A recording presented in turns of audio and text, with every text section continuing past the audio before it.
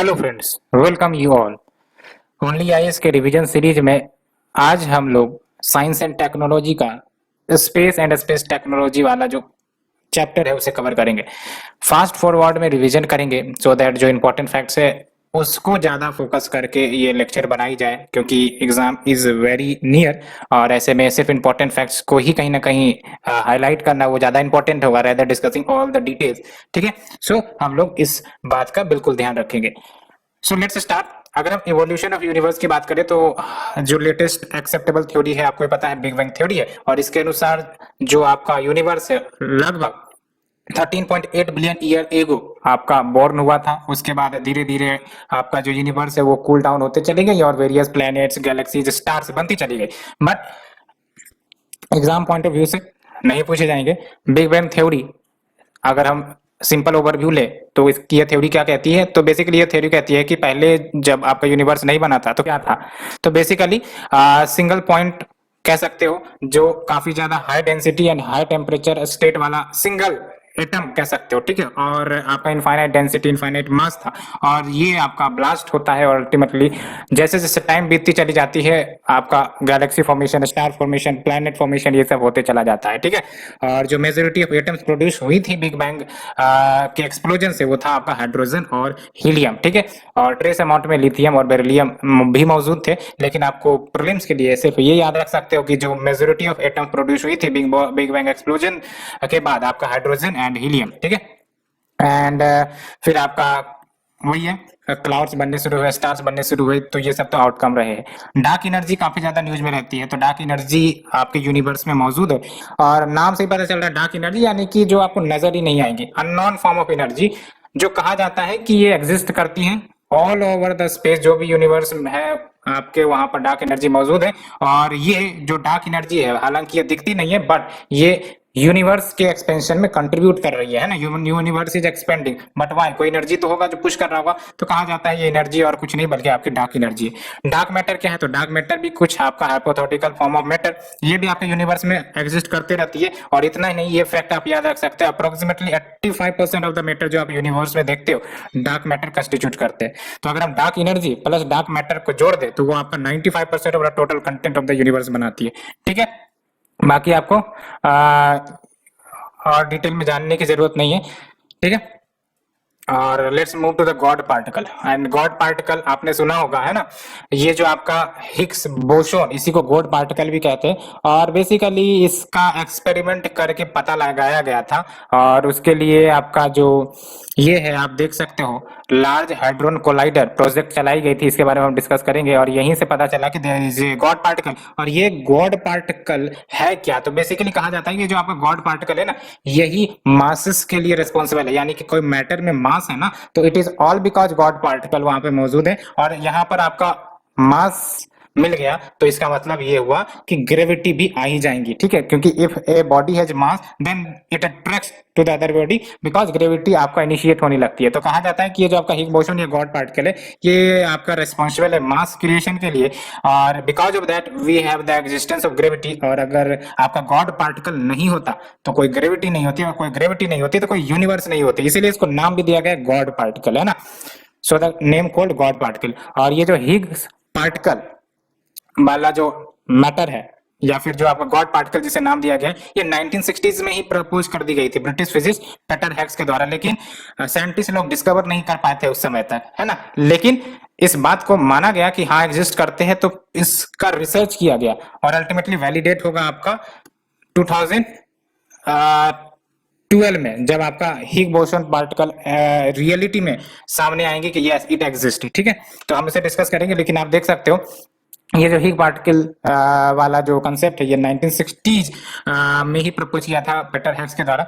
और आपका ये इन्होंने बताया था कि why other particles have masses, and जो डिस्कवरी हुई हिग बोसोन की ये कहीं ना कहीं स्टैंडर्ड मॉडल ऑफ फिजिक्स को वैलिडेट करता है ना। बिकॉज इस मॉडल में आपका बोला गया था कि देयर इज 12 मैटर पार्टिकल, यानी कि जो मैटर बने हुए 12 मैटर पार्टिकल से बने हुए हैं, यही आपका स्टैंडर्ड मॉडल ऑफ फिजिक्स। क्या कहता है ये, तो ये आपका पार्टिकल फिजिक्स की थ्योरी, इसमें साफ साफ कहते हैं कि जो मटेरियल्स है वो आपके 12 मैटर से बने हुए हैं, जिसको फर्मियोन्स कहते हैं। ये टर्म याद रखना, फर्मियोन। तो 11 पार्टिकल जो प्रोटेक्ट करी गई थी मॉडल्स में वो तो मिल गई, लेकिन ये आपका गॉड पार्टिकल या फिर 12 पार्टिकल मिल ही नहीं रहा था, और इसके लिए आपका एक्सपेरिमेंट किया गया, ठीक है। और जो CERN है, ये एजेंसी है बेसिकली, इन्होंने ही आपका ये एक्सपेरिमेंट किया था, जिसको नाम दिया गया लार्ज हैड्रॉन कोलाइडर, और उसके बाद आपका गॉड पार्टिकल नजर आता है, ठीक है। तो ये अगर हम बात करें लार्ज हैड्रॉन कोलाइडर की, तो देख लो world's largest and most powerful particle accelerator. और क्या है इसमें आपके क्या लगे हुए रहते हैं ये सब जानने की जरूरत नहीं है, लेकिन ये देख लो आप, ये जो आपका लार्ज हैड्रॉन कोलाइडर है, ये अपना ऑपरेशन 2008 में स्टार्ट हुआ था। ये प्रोजेक्ट के बेसिक के बारे में ये याद रखना कि it is a global collaboration project led by CERN और कुछ नहीं बल्कि European organisation for nuclear research, यही है। और इसका जो फर्स्ट रिसर्च है ये 2010 में शुरू होता है, और अल्टीमेटली डिस्कवर करता है the elusive that is difficult to find, catch और अचीव द हिग बोसॉन 2012 में, है ना। तो ऑपरेशन 2008 में शुरू करते हैं, और आपका पहला रिसर्च 2010 में होता है, और अल्टीमेटली 2012 में हिग बोसॉन पार्टिकल डिस्कवर हो जाती है। दैट्स व्हाई ये उस समय जब न्यूज में रहते तो क्वेश्चन भी आई थी, प्रीवियस ईयर क्वेश्चन को अगर एनालाइज किया जाए तो, ठीक है। एंड ये जो आपका LHC है वो आपका अंडरनीथ द अर्थ सरफेस, यानी कि अर्थ सरफेस 175 किलोमीटर नीचे आपका ये लोकेटेड है, and it is located between the border of France and Switzerland near Geneva. Geneva भी आपका स्विट्जरलैंड में ही है, ठीक है। और पर्पस क्या था इसे बनाने का? To study some of the fundamental physics, fundamental particle जैसे प्रोटॉन, हिग बोसॉन, ठीक है, and how they interact, and to find the answer to other unsolved questions of the physics. तो अब हिग बोसॉन जब आपका सामने आया तो जाहिर सी बात है जो आपके डाउट थे वो भी क्लियर हो गए कि यस जो 12 पार्टिकल हैं वो रहते हैं। नेक्स्ट जो न्यूट्रिनोज, तो न्यूट्रिनोज के बारे में आपको बेसिक ये जानना है कि it is second most virally occurring particle. तो पहला कौन है? फोटोन, ठीक है। और आपका ये फर्स्ट प्रपोज किया गया था स्विस साइंटिस्ट वोल्फगैंग पाउली 1930 में। कुछ विशेषताएं आपको याद रखनी है, इससे ज्यादा आपको कुछ नहीं। और ये न्यूज में रही है इसीलिए आपको याद रखनी है, क्योंकि India based neutrino observatory setup करी गई थी, इसलिए न्यूज में। तो ये आपका याद रखना, वीकली इंटरेक्टिंग सब atomic particles. Why? Because neutrino का मतलब है दे हैव नो चार्ज, तो जनरली ये इंटरेक्ट नहीं करते हैं, ठीक है। तो याद रखना है it is not highly interacting, it is weekly interacting सब एटॉमिक पार्टिकल, एंड ये इनके काफी कम मास होते हैं या फिर नियरली मासलेस होते हैं। देयर आर नो चार्ज, है ना, least harmful of all elementary particles because they never react with the solid bodies, ठीक है। तो ये याद रखना है, least harmful of all elementary particles as they seldom react with the solid body, and जब रिएक्ट ही नहीं करेंगे तो असर करेंगे नहीं, है ना, हार्म करेंगे नहीं। And give astronomical information like बेटा डिके ऑफ स्टार और सुपरनोवा। तो आपका जो सुपरनोवा एक्सप्लोजन है जिसके कारण आपका जो ब्लैक होल बाद में बनता है या फिर डेड स्टार बनते हैं, तो उन सब के बारे में जानकारी ये न्यूट्रिनो आपको दे सकती है। और वैसे तो 2015 में नोबेल प्राइज फिजिक्स में अवार्ड करी गई थी टाकाकी कजिता एंड अर्थुर बी मैकडोनाल्ड को for discovering neutrino oscillation demonstrating कि न्यूट्रिनोज है मास। ये याद रखना है, ये जरूर याद रखनी है, न्यूट्रिनोज हैव मासेस, हालांकि कम होती है, बहुत ही कम। ये तो जाहिर सी बात है, ये आपका सब एटॉमिक पार्टिकल से तो मासेस कम ही होती है, लेकिन लिटिल मास या फिर नियरली मासलेस, ऐसा नहीं है कि मासेस नहीं है। And there are 3 types of neutrino, जिसमें आपका electron neutrino, muon neutrino, tau neutrino. तो अगर पूछा जाएगा आपको muon, tau sometimes seen in news क्या है, तो ये आपका टाइप्स ऑफ न्यूट्रिनो है, ठीक है। And India based neutrino observatory, ये आपका न्यूज में था, और ये आपका मल्टी इंस्टीट्यूशनल एफर्ट जिसमें आपका वर्ल्ड क्लास अंडरग्राउंड लेबोरेटरी बनाने की बात चल रही है। और ये आपका 1200 मीटर रॉक कवर से ढका होगा, और ये basically non isolated based high energy and nuclear physics research के लिए है, और भारत में बनाई जा रही है। और ये आपका थेनी डिस्ट्रिक्ट तमिलनाडु में लोकेटेड है, ठीक है। और मेगा साइंस प्रोजेक्ट है, और ये फंड कर रहा है कौन? इंपॉर्टेंट है, याद रखना है, department of atomic energy plus department of science and technology. और इनिशियल गोल INO का क्या था? न्यूट्रिनोज को स्टडी करना। अब इतना इंपॉर्टेंट न्यूट्रिनोज का क्यों है? बिकॉज न्यूट्रिनोज आपका की इंपॉर्टेंट रोल प्ले करता है, जो आपकी origin of universe and energy production जो स्टार्स में होते हैं उसके बारे में जानकारी देता है, ठीक है। और इसकी मदद से हम इंटीरियर ऑफ द अर्थ के बारे में भी जान सकते हैं, ठीक है। बिकॉज देख सकते हो they are the only particle which can probe the deep interiors of the earth, ठीक है। इसीलिए ये आपका न्यूट्रिनोज का सिग्निफिकेंस है, न्यूट्रिनोज के सिग्निफिकेंस को फोकस जरूर करना है आपको। एंड INO प्रोजेक्ट में क्या क्या है आपका देख लो, अंडरग्राउंड लेबोरेटरी बनाए जाएंगे, ठीक है, तमिलनाडु में। और इसके बाद आयरन कैलोरीमीटर डिटेक्टर, ये टर्म याद रखना है, आयरन कैलोरीमीटर डिटेक्टर का भी कंस्ट्रक्शन होगा फॉर स्टडिंग न्यूट्रिनोज, ठीक है, ये याद रखना है, आयरन कैलोरीमीटर डिटेक्टर, ठीक है। ये कैलोरीमीटर डिटेक्टर के माध्यम से एनर्जी नहीं डिटेक्ट करी जा रही ह्यूमंस की, ये आपका न्यूट्रिनोज को स्टडी करने के लिए आयरन कैलोरीमीटर डिटेक्टर है। And setting up national centre for high energy physics, कहां पर? मदुरई में। और ये याद रख सकते हो, जापान प्लान कर रहा है कि वो हाइपर कमायो कैंडे न्यूट्रिनो डिटेक्टर बिल्ड करेगा, जो वर्ल्ड्स लार्जेस्ट न्यूट्रिनो ऑब्जर्वेटरी होगी। ठीक है, तो Japan planning to build a hyper Kamiokande neutrino detector which will be the world's largest neutrino observatory. And अब चलते हैं stars and their life cycles के बारे में। तो स्टार्स आपको ही पता है, वो क्लाउड का जब आपका समेशन होता है under the influence of gravity, वो आपके स्टार्स बनते हैं ना। और ये जो क्लाउड ऑफ डस्ट है उसको क्या कहा जाता है? नेबुला। याद रख, nebula is your cloud of dust. यही जब एक साथ आने लगते हैं तो ये आपको क्लाउड फॉर्मेशन करती है। और इंपॉर्टेंट बात ये है कि जो स्टार को एनर्जी मिलती रहती है जिससे कारण वो साइन करते रहते हैं, it is all because nuclear reaction. और वो रिएक्शन आपका फ्यूजन रिएक्शन होता है, याद रखना, फ्यूजन रिएक्शन है ना, जिसमें आपके बेसिकली फ्यूज करते हैं, एटम्स कंबाइन टुगेदर होते हैं और एनर्जी प्रोड्यूस करते रहते हैं एट द सेंटर या फिर कोर। और वो इसलिए सनसाइन करते रहते हैं, सनसाइन मतलब साइन करते रहते हैं। Lifetime no need to remember. Phases में आपको याद रखना है कि आपका जब तक एनर्जी रहेगी तब तक तो स्टार मजे में रहेगा, एंड धीरे धीरे एनर्जी खत्म होने लगती है ना।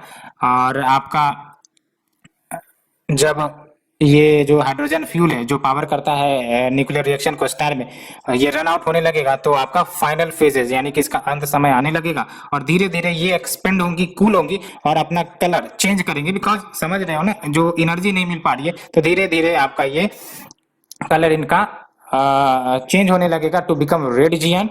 एंड रेड जियांट के बाद ये अपना 2-3 फेजेस में चलती है, यानी कि रेड जियांट के बाद ये आपका बेसिकली यहाँ देख लो, planetary nebula and white dwarf बन सकते हैं। और अगर ये रेड सुपर जियांट होंगे, यानी कि जब आपका डेथ करेगा स्टार और रेड सुपर जिएंट के रूप में जब आएगा तो इसका एक्सप्लोजन होगा, सुपरनोवा एक्सप्लोजन। और सुपरनोवा एक्सप्लोजन के बाद जो आउटकम रहेगी या तो न्यूट्रॉन स्टार बन सकता है या फिर ब्लैक होल बन सकता है। ठीक है, तो ब्लैक होल जो बनते हैं इट इज ऑल बिकॉज जो आपके हैवी मैसिव स्टार होते हैं जब ये डाई आउट करते हैं तो अल्टीमेटली ये ब्लैक होल का निर्माण करते हैं।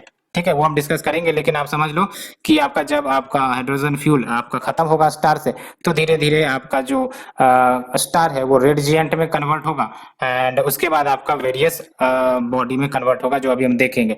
ठीक है, स्मॉलर स्टार्स की अगर हम बात करें तो जो स्मॉल स्टार्स होते हैं यहाँ आपका relatively peaceful and beautiful death होता है स्टार का। ठीक है, प्लेनेटरी नेबुला फेज में जाती है, फिर उसके बाद व्हाइट ड्वार्फ बन जाती है ना, और फिर कूल्स डाउन हो जाती है और फिर यही आपका ब्लैक ड्वार्फ बन जाती है ना, glowing to become so called black dwarf. तो देख लो ये आपका स्टेलर नेबुला है, आपका कंसोलिडेट होकर स्टार बना, उसके बाद जब इसका डेथ होने लगेगा रेड जिएंट बनेगा, और उसके बाद जब इसका डेथ होगा तो ये प्लेनेटरी नेबुला बनेंगे, और ये जो छोटे से बच गए हैं है ना, यही आपका व्हाइट ड्वार्फ बनाएंगे। ठीक है, एंड मैसिव स्टार्स में जो डेथ होगा वो मोस्ट एनर्जेटिक एंड वायलेंट होगा, और इसका जब डेथ होगा तो ये सुपरनोवा बनाएगा। सुपरनोवा एक्सप्लोजन आप सुनते हो तो सुपरनोवा एक्सप्लोजन याद रखना आपको, related to the death of stars. ठीक है, और उसके बाद ये या तो न्यूट्रॉन स्टार बनेंगी या फिर ये ब्लैक होल बनेंगे। ठीक है, ये याद रखना है। ठीक है, सुपरनोवा के बाद आपका न्यूट्रॉन स्टार बन सकती है या फिर ब्लैक होल बन सकती है।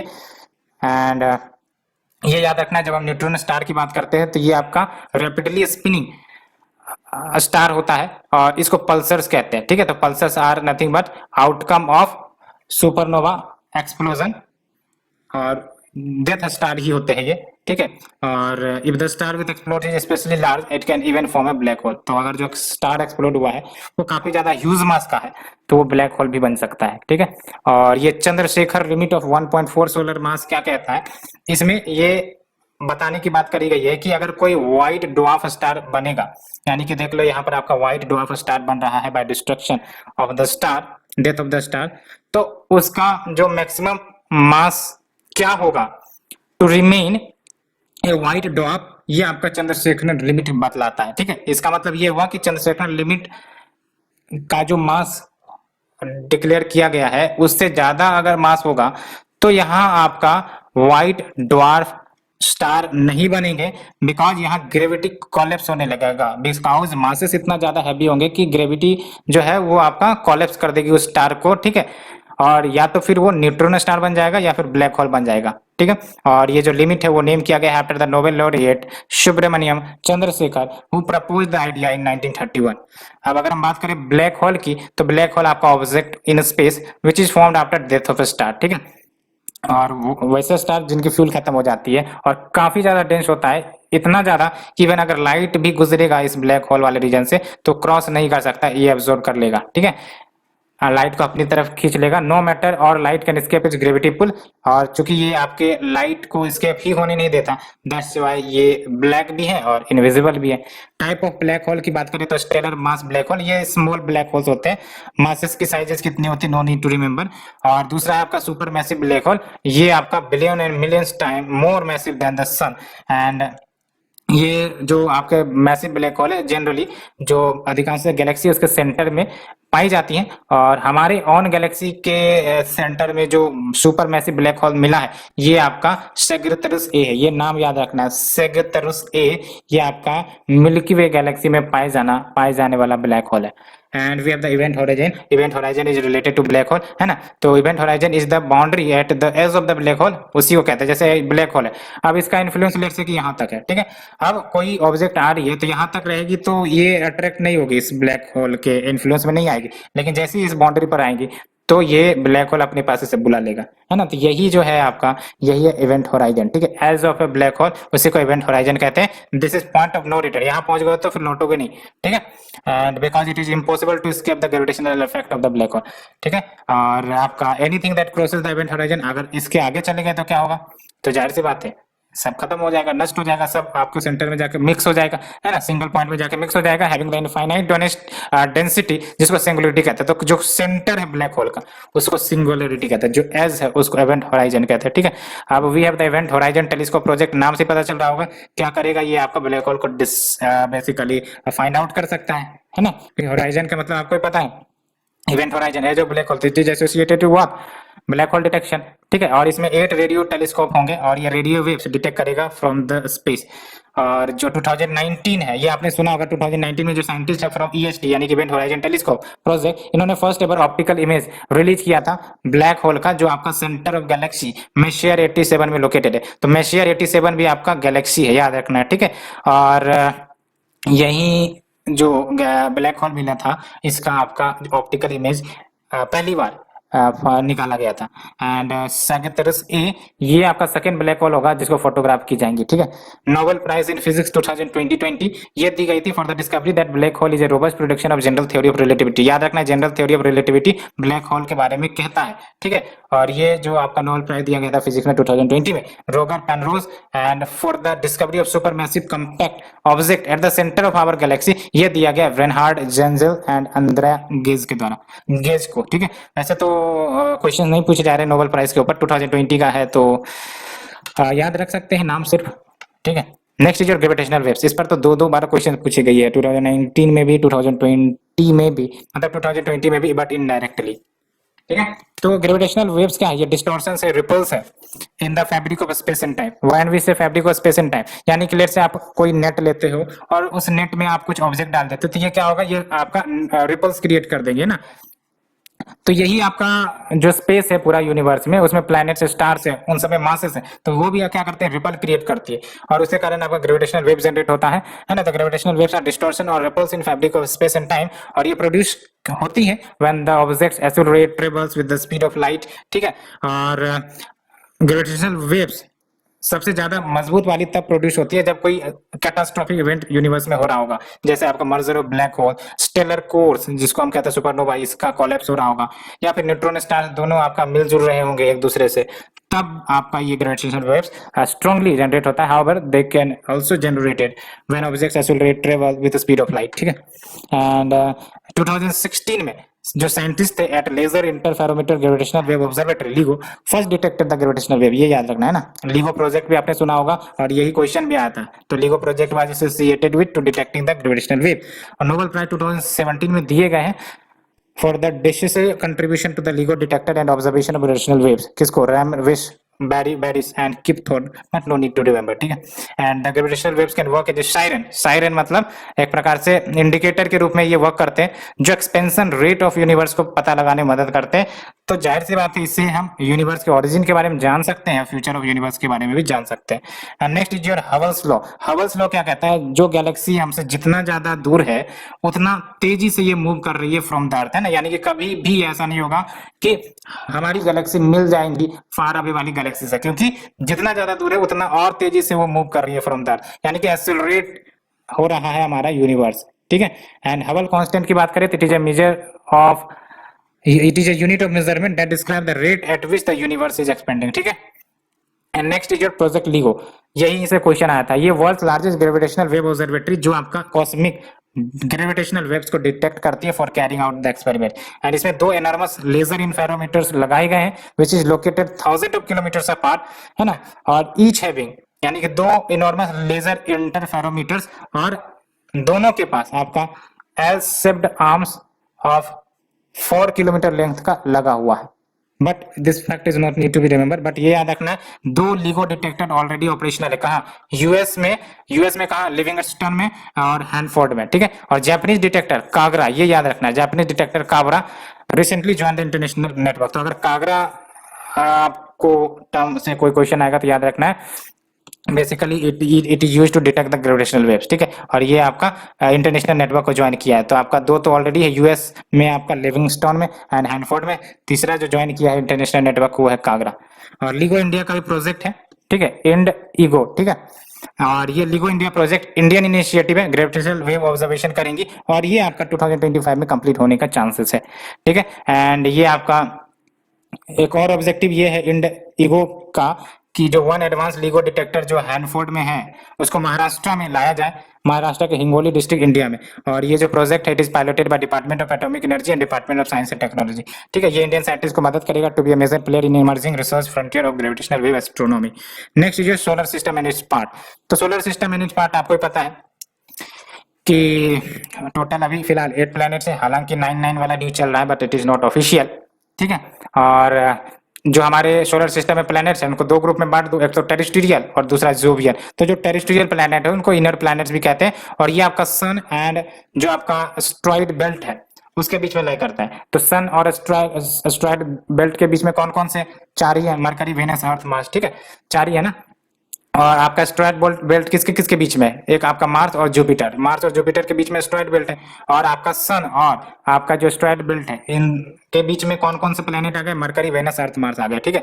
जोवियन प्लैनेट्स एंड इसी को आउटर प्लैनेट्स कहते हैं। तो जो रेस्ट हो गए वो आपके जोवियन प्लैनेट्स हो गए, ये गैसियस प्लैनेट्स है, ठीक है, गैस जिएंट्स है ना, जिसमें आपके जुपिटर आ जाते हैं, ठीक है।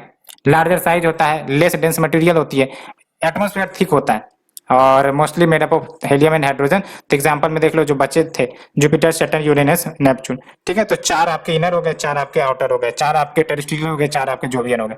क्यूपर बेल्ट की बात करते हैं तो क्यूपर बेल्ट आपका जैसे एस्ट्रॉइड बेल्ट होता है उसी प्रकार से क्यूपर बेल्ट भी आपका यूनिवर्स में होता है, ठीक है। And it is a ring of IC rocks and dust body just outside the Neptune orbit, ठीक है। जैसे प्लैनेट्स है, प्लैनेट्स के अपने अपने ऑर्बिट है, ठीक है। लेट्स से ये आपका नेपच्यून है, तो नेपच्यून के बियॉन्ड जो आपको मिलेगा जो बेल्ट होगा IC rocks and dust bodies का जो रोटेट कर रहे होते हैं, ठीक है, रोटेट कर रहे होते हैं, हाँ, वो आपका क्यूपर बेल्ट कहलाएगा, ठीक है। और क्यूपर बेल्ट में ही आपका लोकेटेड है प्लूटो, ठीक है। देख लो Pluto is the largest non Kuiper belt object instead of 9th planet of our solar system, ठीक है। और ये आपके रॉक्स होते हैं, आइस, कॉमेट्स, ड्वार्फ प्लैनेट्स यहाँ पर आपको मिल सकते हैं, ठीक है। तो क्यूपर बेल्ट हमने देखा। अब ये काफी ज्यादा न्यूज में थी इसलिए यहाँ पर आपको आया है planet definition as per the international astronomical union. क्या है? तो पहली बात तो ये आपका सन के अराउंड ऑर्बिट करे, दूसरा सफिशिएंट मास हो टू एज्यूम हाइड्रोस्टैटिक इक्विलिब्रियम, यानी कि इतना ज्यादा इसमें हाइड्रोस्टैटिक इक्विलिब्रियम हो उस बॉडी में कि वो अपने आप को राउंड शेप बना ले। एंड इन्होंने अपने आसपास के एटमॉस्फेयर और ऑर्बिट से डेब्रिस रिमूव किया हो, स्मॉल ऑब्जेक्ट्स रिमूव किया हो from the area around this object, तो आपका ये कहलाएगा, ठीक है। सो एस्ट्रॉइड बेल्ट की बात करें तो एस्ट्रॉइड बेल्ट जाहिर सी बात है इसमें आपका जो रॉकी मेटल्स होते हैं, मेटालिक मिनरल्स, सम आइस, ये सब मिल जाते हैं और ये सन को सर्कल करते हैं और it lies in the zone between the Mars and Jupiter. अभी हमने डिस्कस किया मार्स और जुपिटर के बीच आपका ये बेल्ट लाई करता है, ठीक है। और मेन स्टार बेल्ट भी कहते हैं इसको। और ये बेसिकली बनते कैसे स्टार बेल्ट? ये बेसिकली जब प्लेनेट बन रहा होता है तो जो आपके प्योर प्लेनेट में डेवलप नहीं हुए वो जो रेमिनेंट्स हैं वही सब एस्ट्रॉइड बेल्ट बना लिए, ठीक है। तो दीज आर द बॉडी या matter that failed to collisions because of the gravitational interference of the Jupiter. ये सोच रहे थे कि हम लोग एकजुट हो सकते हैं, लेकिन एक तरफ आपका मार्स का ग्रेविटेशनल वेव, एक तरफ आपका जुपिटर का ग्रेविटेशनल वेव, इन सबको कोलिशंस होने ही नहीं दिया, ठीक है। बिकॉज ईच एंड एवरीथिंग जो आप यूनिवर्स में देखते हो are affected by are the outcome of gravity, ठीक है। एंड ये जरूर याद रखना है, नासा का ओसिरिस रेक्स स्पेसक्राफ्ट ये अभी एस्ट्रॉयड बेनू को टच कर गया है और इसका ऑब्जेक्टिव वही है कि सैंपल रिटर्न लाया जाएगा अर्थ में, ठीक है, फ्रॉम द एस्ट्रॉयड बेनू, और ये आपका कंप्लीट करी जाएंगी 2023 तक, ठीक है। लेकिन हायाबुसा 2 भी न्यूज में था, तो हायाबुसा 2 आपका एस्ट्रॉयड रिगु पर लैंड किया और इसने मटेरियल को सक्सेसफुली लेके आ गया, ठीक है। ये भी आपका सैंपल रिटर्न मिशन था और ये जापानीज स्पेस एजेंसी के द्वारा ऑपरेट करी गई थी। याद रखना हायाबुसा 2 कौन से एस्ट्रॉयड पर से सैंपल लेकर आया, एस्ट्रॉयड रिगु, RYGOU रिगु, और जो आपका नासा का ओसिरिस रेक्स स्पेसक्राफ्ट है इसने एस्ट्रॉयड बेनू पर लैंड करके सैंपल लाएगा, लेकिन 2023 तक। प्लूनेट की बात करें तो प्लूनेट का मतलब क्या हुआ, प्लूनेट का मतलब ये हुआ कि सपोज एक प्लेनेट था और उसका एक मून था और वो ऑर्बिट कर रहा था उस प्लेनेट को, धीरे धीरे कुछ ऐसा घटना घटित हुआ जिसके कारण ये जो आपका मून है ये इस प्लेनेट को रोटेट करने के बजाय ये सन को रोटेट करने लगा, स्टार को रोटेट करने लगा, तो यही आपका बन गया प्लूनेट, ठीक है। इट इज ऑर्फन्ड मून, ठीक है। तो ये आपका ऑर्फन्ड मून है, orphaned moon that have escaped the bonds of their planetary parent, ठीक है। और ये क्यों हुआ क्यों नहीं, it is not needed to remember, but आपको यही याद रखना, orphaned moon that have escaped the bonds, ये जो हमने कंसेप्ट समझाई उतने से ही काम चल जाएगा। एक्सोप्लैनेट की बात करें तो नाम से पता चल रहा है एक्सोप्लैनेट यानी कि हमारे सोलर सिस्टम के बियॉन्ड जो प्लैनेट्स हैं जो दूसरे स्टार को रोटेट कर रही है, उनके चारों ओर रिवॉल्व कर रही है, तो उनको एक्सोप्लैनेट कहते हैं, ठीक है। एंड एक्सोप्लैनेट को देखना थोड़ा मुश्किल होता है because they are hidden by the bright glare of the star they orbit. और क्या मेथड यूज किए जाते हैं टू डिटेक्ट द एक्सोप्लैनेट, तो gravitational lensing and wobbling method use किए जाते हैं। और ये जरूर याद रखना है Proxima Centauri B closest exoplanet है अर्थ के, और ये हैबिटेबल जोन जो अपने स्टार है उसकी उसमें लाई करता है, ठीक है। एंड ग्रेविटेशनल लेंसिंग की बात करें तो ये आपका लाइट है around a massive object such as black hole, और ये बेंड किए जाते हैं causing it to act as lens for the things that lie behind it. And next is your aerial space mission. Ariel space mission की बात करें तो Ariel stands for atmospheric remote sensing infrared exoplanet large survey, और ये aerial space mission याद रखना European Space agency का है, 2029 में लॉन्च किया जाएगा। ऑब्जेक्टिव याद रखनी है एरियल स्पेस मिशन की, to study the nature formation and evolution of thousand of exoplanets over a period of 4 years, यानी कि 4 साल के पीरियड में ये बेसिकली अंडरस्टैंड करेगा कि कैसे आपका एक्सोप्लैनेट जो है वो आपके बने हैं, क्या नेचर है। तो basically Ariel space mission deals with the study of exoplanet, simple भाषा में आपको याद रखनी है। दूसरी बात ये याद रखनी है यूरोपियन स्पेस एजेंसी की है, ठीक है।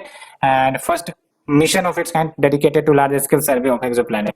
नेक्स्ट इज गोल्डीलॉक्स जोन, तो गोल्डीलॉक्स जोन को हैबिटेबल जोन कहते हैं, and it is the region around a star. Let's say for example आपका हमारा जो सन है और आपका जो अर्थ है, ठीक है, ये आपका गोल्डीलॉक्स जोन में यानी कि हैबिटेबल जोन में, यहाँ पर आपका जो वाटर लिक्विड फॉर्म में एग्जिस्ट कर रहा है, that's why life is existing here. उसी प्रकार से कोई दूसरा स्टार होगा उसके अराउंड जो प्लेनेट होगा वो अगर हैबिटेबल जोन में होगा तो वहां पर लाइफ होने की संभावना है ना। तो Goldilocks zone is your habitable zone, the region around a star where a planet could sustain liquid water on its surface, और हमारा जो अर्थ है वो आपके सन के गोल्डीलॉक्स जोन में, ठीक है। बस यही याद रखनी है। और कुछ अर्थ साइज प्लैनेट्स आपको याद रखना है, TOI 700d and Kepler 186f, इसको डिस्कवर किया गया गोल्डीलॉक्स जोन में इनके अपने स्टार के इर्द गिर्द, ठीक है। तो क्या याद रखना है, TOI 700d and Kepler 186f ये आपके एक्सोप्लैनेट है।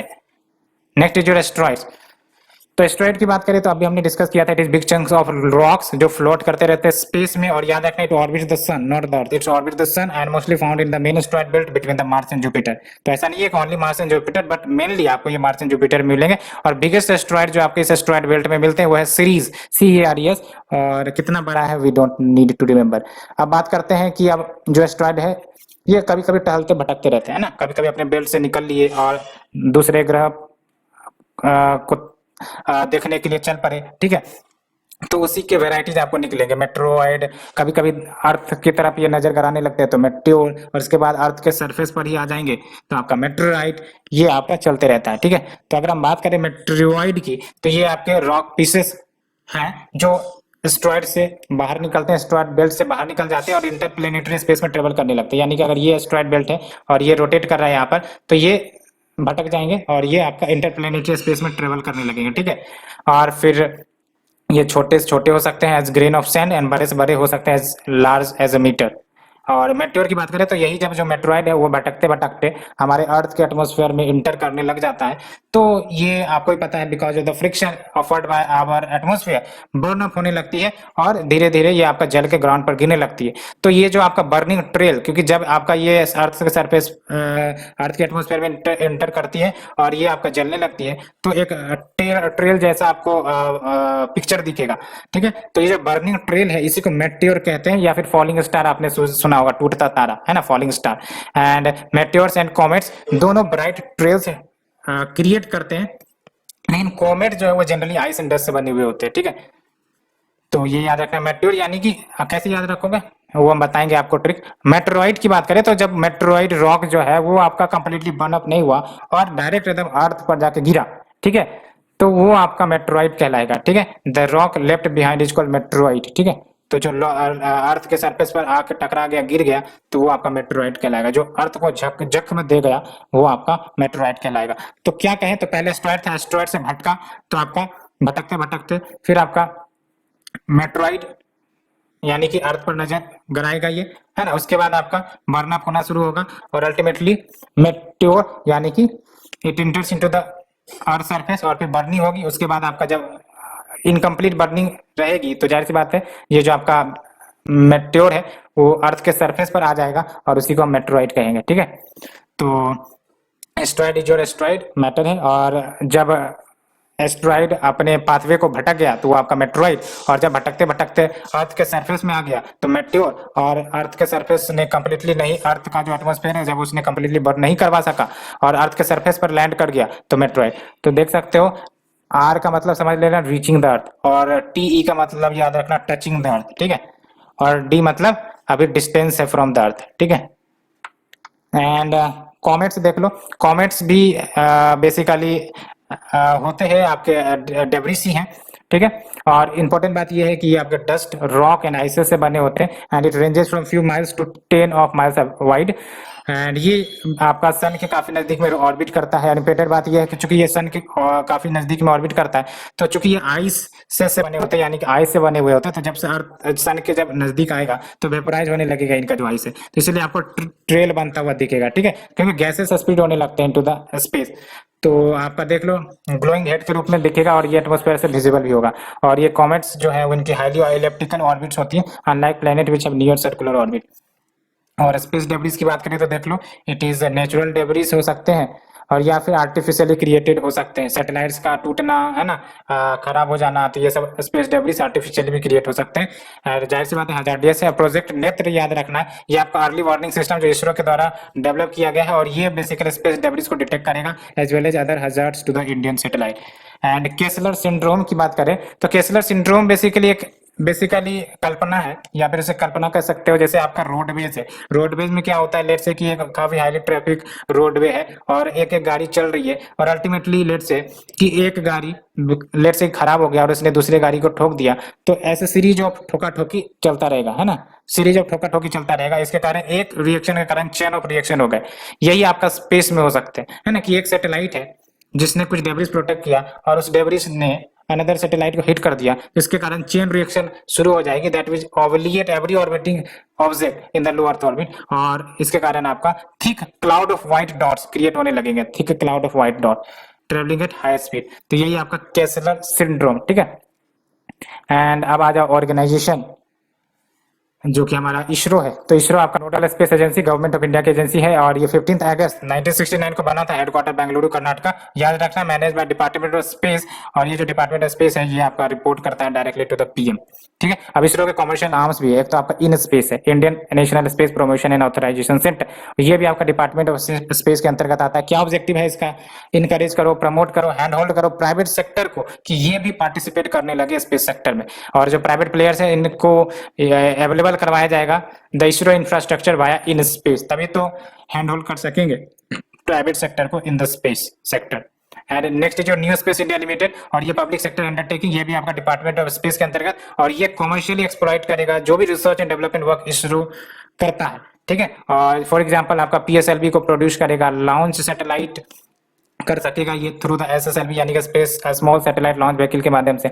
और ये जो तीसरा न्यूज में था अंतरिक्ष लिमिटेड, ये भी another PSU under the department of space, और ये आपका कॉमर्शियल आर्म ऑफ इसरो कह सकते हो, और मार्केटिंग करता है इसरो के प्रोडक्ट्स का and services of the ISRO. और कैसे डिफरेंट है आपका NSIL फ्रॉम द अंतरिक्ष लिमिटेड, तो अंतरिक्ष जो है आपका इसरो के कॉमर्शियल डील्स करता है सैटेलाइट्स से रिलेटेड, लॉन्च व्हीकल से related with the foreign customers, लेकिन जो NSIL है ये कैपेसिटी बिल्डिंग लोकल इंडस्ट्री करवाता है for space manufacturing.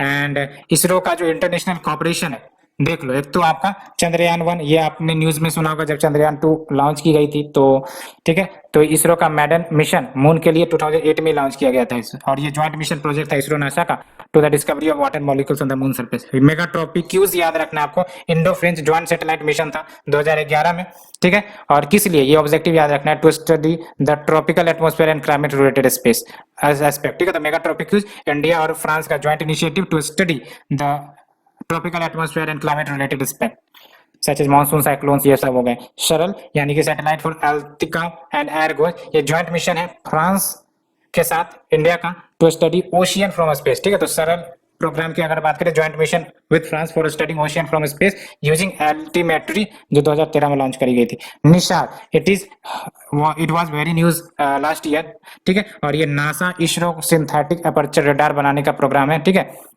Earth science study के लिए। तो project Nisar is for synthetic aperture radar manufacturing, और ये अर्थ साइंस स्टडीज के लिए यूज करी जाएंगी।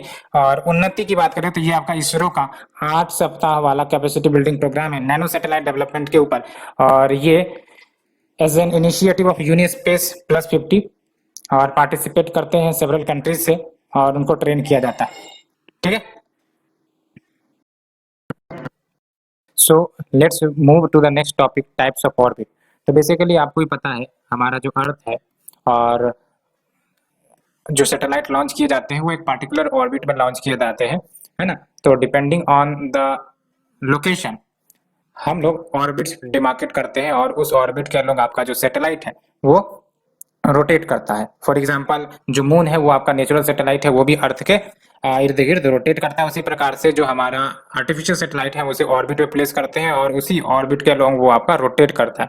और इसके लिए पार्टिकुलर पर्पज सर्व करने के लिए बेसिकली उसका डायरेक्शन, उसका जो टिल्ट है वो सब सेट किए जाते हैं, है ना, सो दैट जो जानकारी हमें लेनी है, प्राप्त करनी है, वो हमें मिल सके एक्यूरेटली।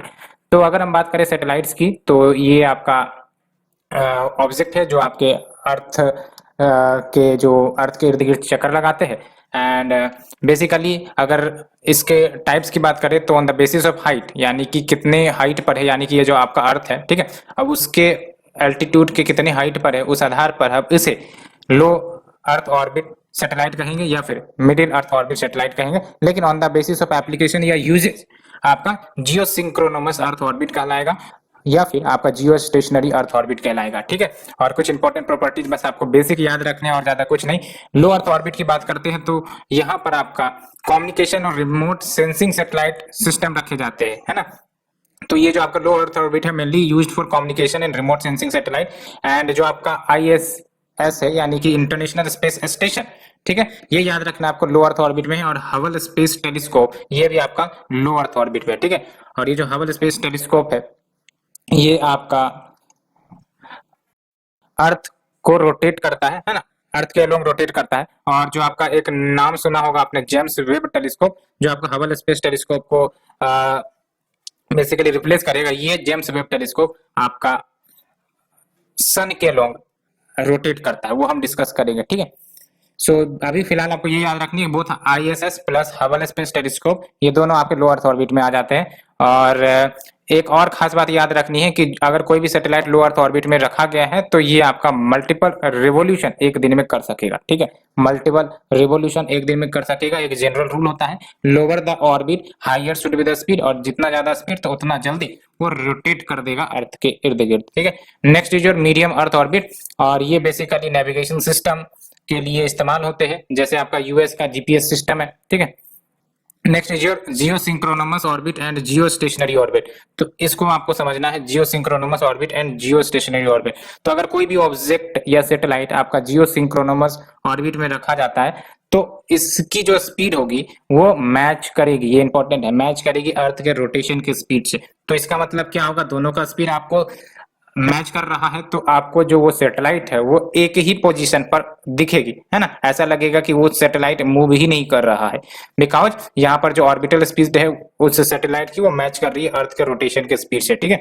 तो यील्डिंग ए कंसिस्टेंट पोजीशन, ये खास फीचर याद रखने हैं जियो सिंक्रोनमस ऑर्बिट का, ठीक है। और किसी ऑर्बिट को सन सिंक्रोनमस तब कहेंगे when the angle between the line joining the centre of the अर्थ, यानी कि ये आपका अर्थ है और अर्थ का ये सेंटर है, ठीक है।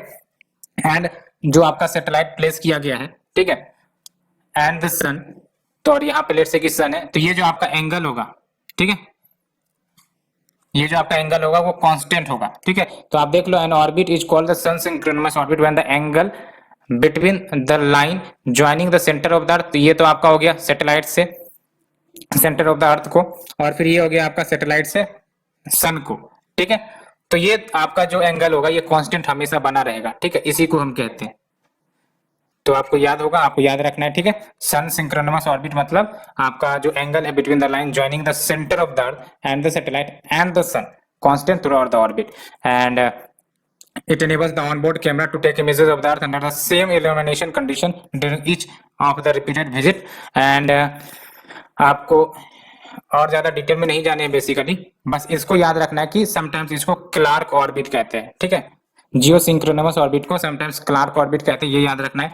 और जो आपका जियो स्टेशनरी ऑर्बिट है, it is also a kind of geosynchronous orbit, यानी कि ये भी आपका जो प्लैनेट के रोटेशन की स्पीड है वो सैटेलाइट का जो स्पीड होगा वो मैच करेगा। लेकिन खास बात ये है कि आपका जो जियो स्टेशनरी ऑर्बिट है ये ओनली अर्थ के इक्वेटर के अलोंग आपका ऑर्बिट करता है, ठीक है, and they appear in a fixed position in the sky. तो क्या डिफरेंस हो रहा है आपका जीईओ एंड जीएसओ में, बस एक ही डिफरेंस है, पोजीशन का, ठीक है। तो जियो स्टेशनरी ऑर्बिट वाला जो सैटेलाइट है वो अर्थ के इक्वेटर के अलोंग आपका इर्द गिर्द रोटेट करता है, लेकिन जो आपका जियो सिंक्रोनमस ऑर्बिट होगा भले ही ये आपका प्लैनेट के रोटेशन स्पीड को मैच करेगा, but it will be different, it will be at the different position from the equator, ठीक है। तो ये याद रख सकते हो। और जीएसओ एंड जीईओ आपका communication, telecommunication and earth observation के लिए यूज किए जाते हैं। बात करते हैं जियो सिंक्रोनमस ट्रांसफर ऑर्बिट। तो basically geosynchronous and Jio stationery orbit में सैटेलाइट को पहुंचाने के लिए हम सबसे पहले क्या करते हैं, इंटरमीडिएट ऑर्बिट में कोई भी सैटेलाइट को पुश करते हैं, प्लेस करते हैं, वो कहलाता है आपका जियो सिंक्रोनमस ट्रांसफर ऑर्बिट। और फिर यहाँ पर डालने के बाद धीरे धीरे उसको पुश के माध्यम से geostationary and geosynchronous orbit पर पहुंचा देते हैं, ठीक है।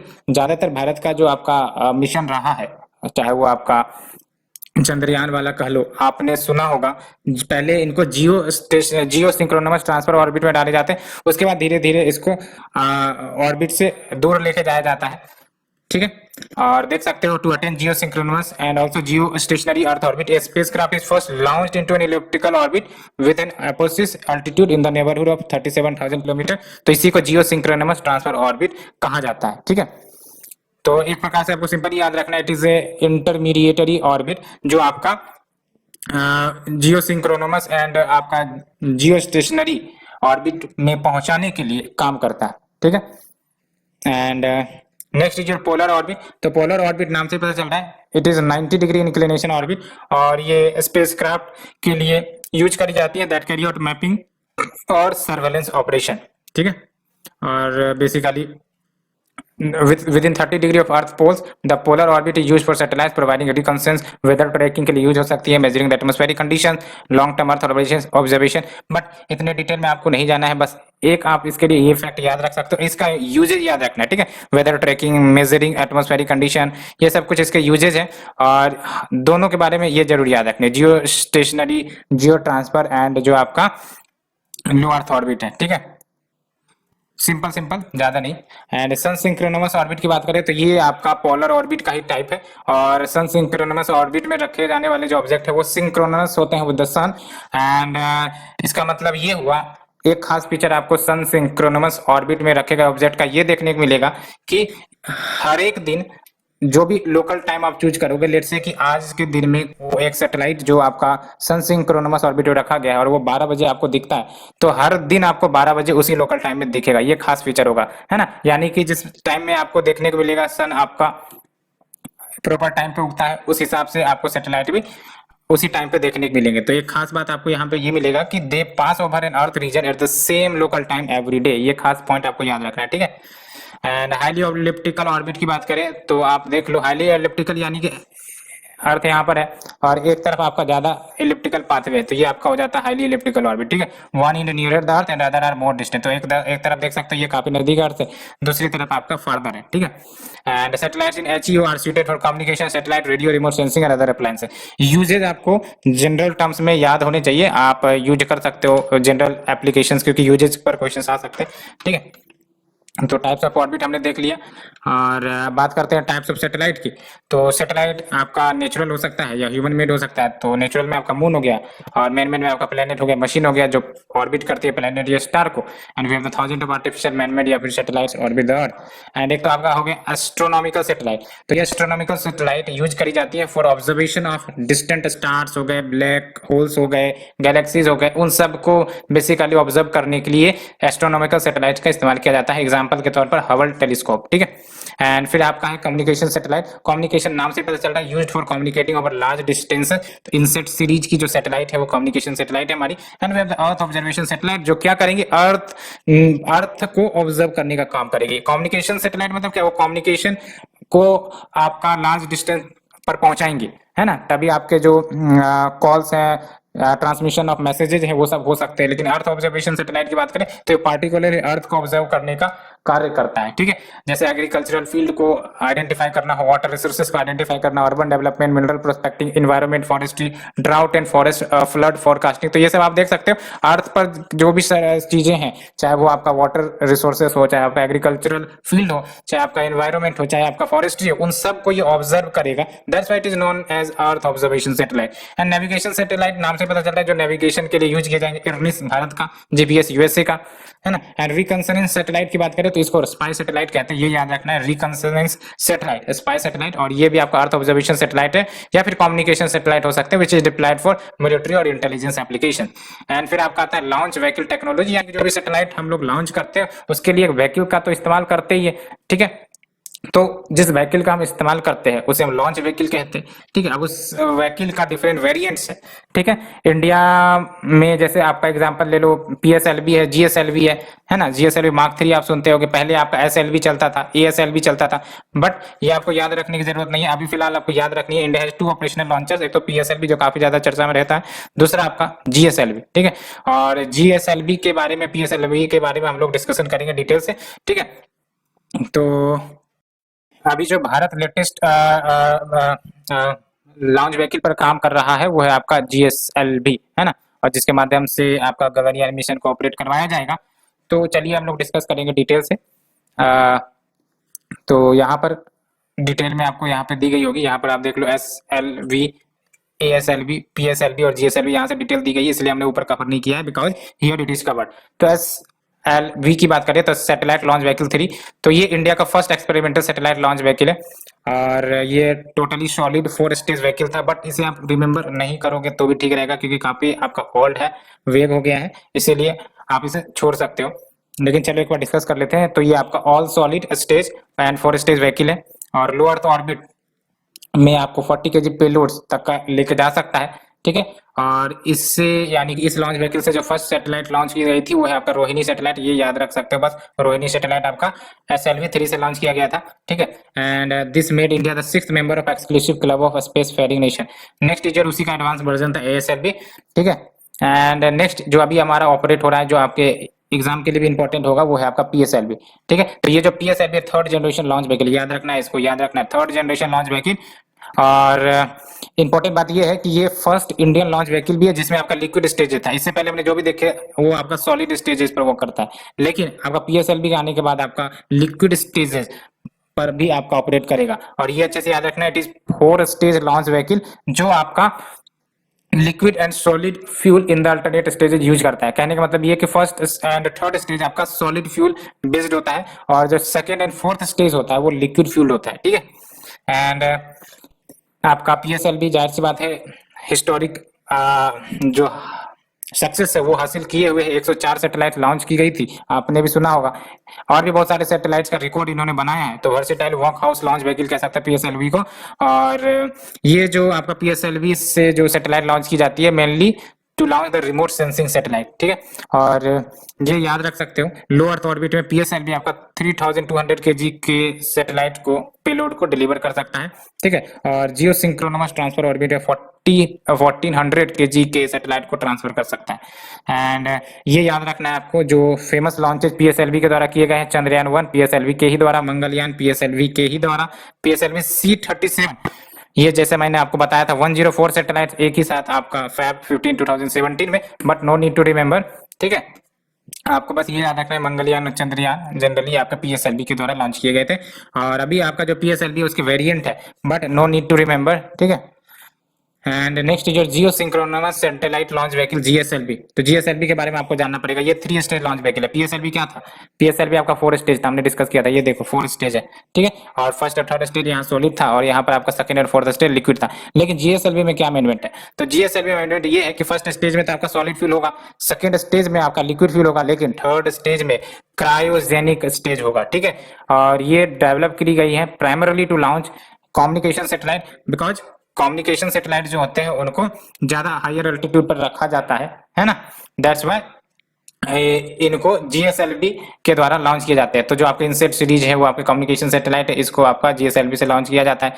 और ये याद रखना, ये फैक्ट आपको याद रखने हैं कि जो GSLV वाली सैटेलाइट है, जो GSLV व्हीकल से लॉन्च करने वाली जो सैटेलाइट है, वो 2.5 टन क्लास वाले सैटेलाइट को जियो स्टेशनरी ट्रांसफर ऑर्बिट में प्लेस कर सकती है, और up to 4.5 tonne of class को लो अर्थ ऑर्बिट में प्लेस कर सकते हैं। तो कहने का क्या मतलब हुआ, GSLV से आपका 2.5 टन का पेलोड आपका जियो स्टेशनरी ट्रांसफर ऑर्बिट में डाला जा सकता है, और 4.5 टन का लो अर्थ ऑर्बिट में डाला जा सकता है। ये आपका GSLV का फीचर है, ठीक है।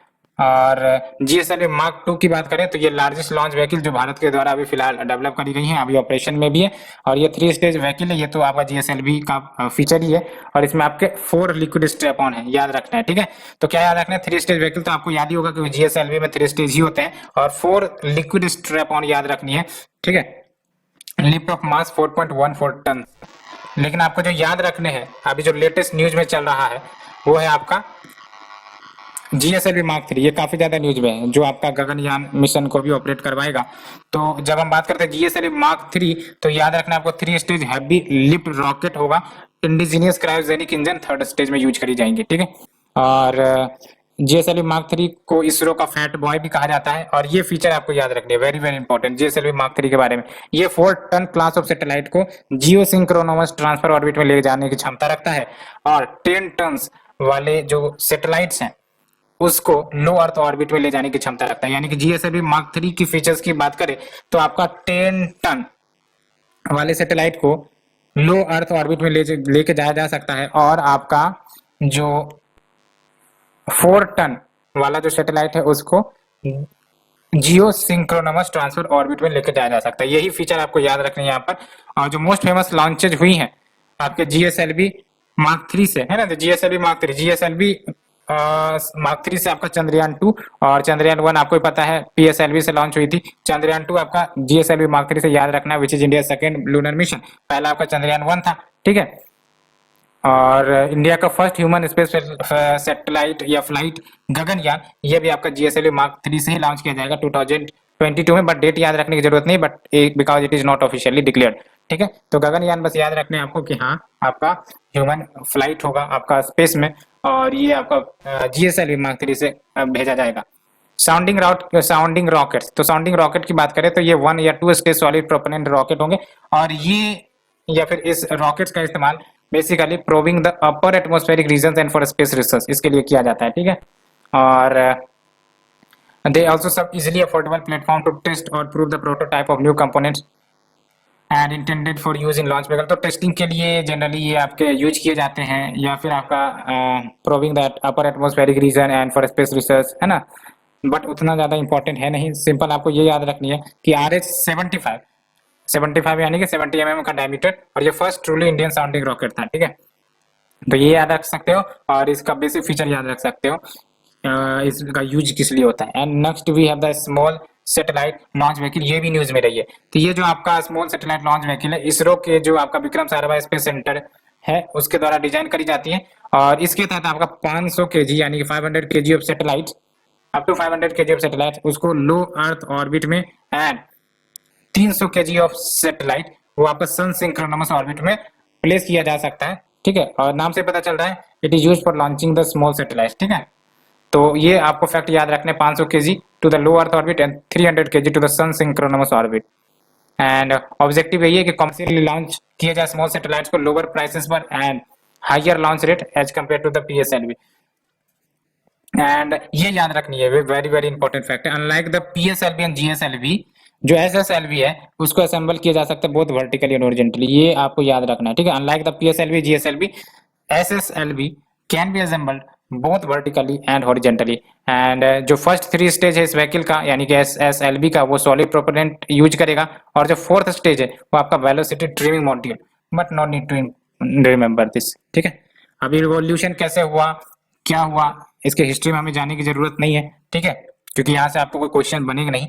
We will discuss the India space missions, ये याद रखना है आपको। ठीक है, ये इंपॉर्टेंट है। तो अगर हम बात करें इंडिया स्पेस प्रोग्राम्स की, तो एक तो आपका कम्युनिकेशन सैटेलाइट के क्षेत्र में देख लो, we have the INSAT system. INSAT आपको भी पता है ये कम्युनिकेशन सैटेलाइट है, और इसमें आपके सेट ऑफ कम्युनिकेशन सैटेलाइट्स हैं जो जियो सिंक्रोनमस ऑर्बिट में लॉन्च किया गया है at an altitude of 36,000 kilometre. और ये यूजेज आपको याद रखने की, इनसेट का यूजेज कहाँ कहाँ होगा, तो देख लो जो इनसेट सिस्टम है यानी कि जो सैटेलाइट है इसमें मोर देन 200 ट्रांसपॉन्डर्स लगे हुए हैं, और ये जो ट्रांसपॉन्डर है वो C extended C and K U bands में वर्क करते हैं, ये याद रखना है, C extended C and K U bands में वर्क करते हैं। और ये क्या क्या सर्विसेज देते हैं, telecommunication, television broadcasting, satellite news gathering, societal application, weather forecasting, disaster warning, because all these are communication satellite, तो it can be used to provide the services like these communications, television broadcasting, satellite news gathering, ये सब services आपको provide करते हैं। Next जो recent launches रही है GSAT 30 की, तो ये जो आपका जीसैट 30 है वो आपका जियो सिंक्रोनमस ट्रांसफर ऑर्बिट में लॉन्च किया गया from the Kourou launch base French Guiana, ये आपका न्यूज में आया था, इसलिए आपको याद रखना है जीसैट 30 आपका जियो सिंक्रोनमस ट्रांसफर ऑर्बिट में प्लेस किया गया है। और देख लो 2020 का ही बात है, तो आपको याद रखने कहाँ से, फ्रेंच गुयाना से।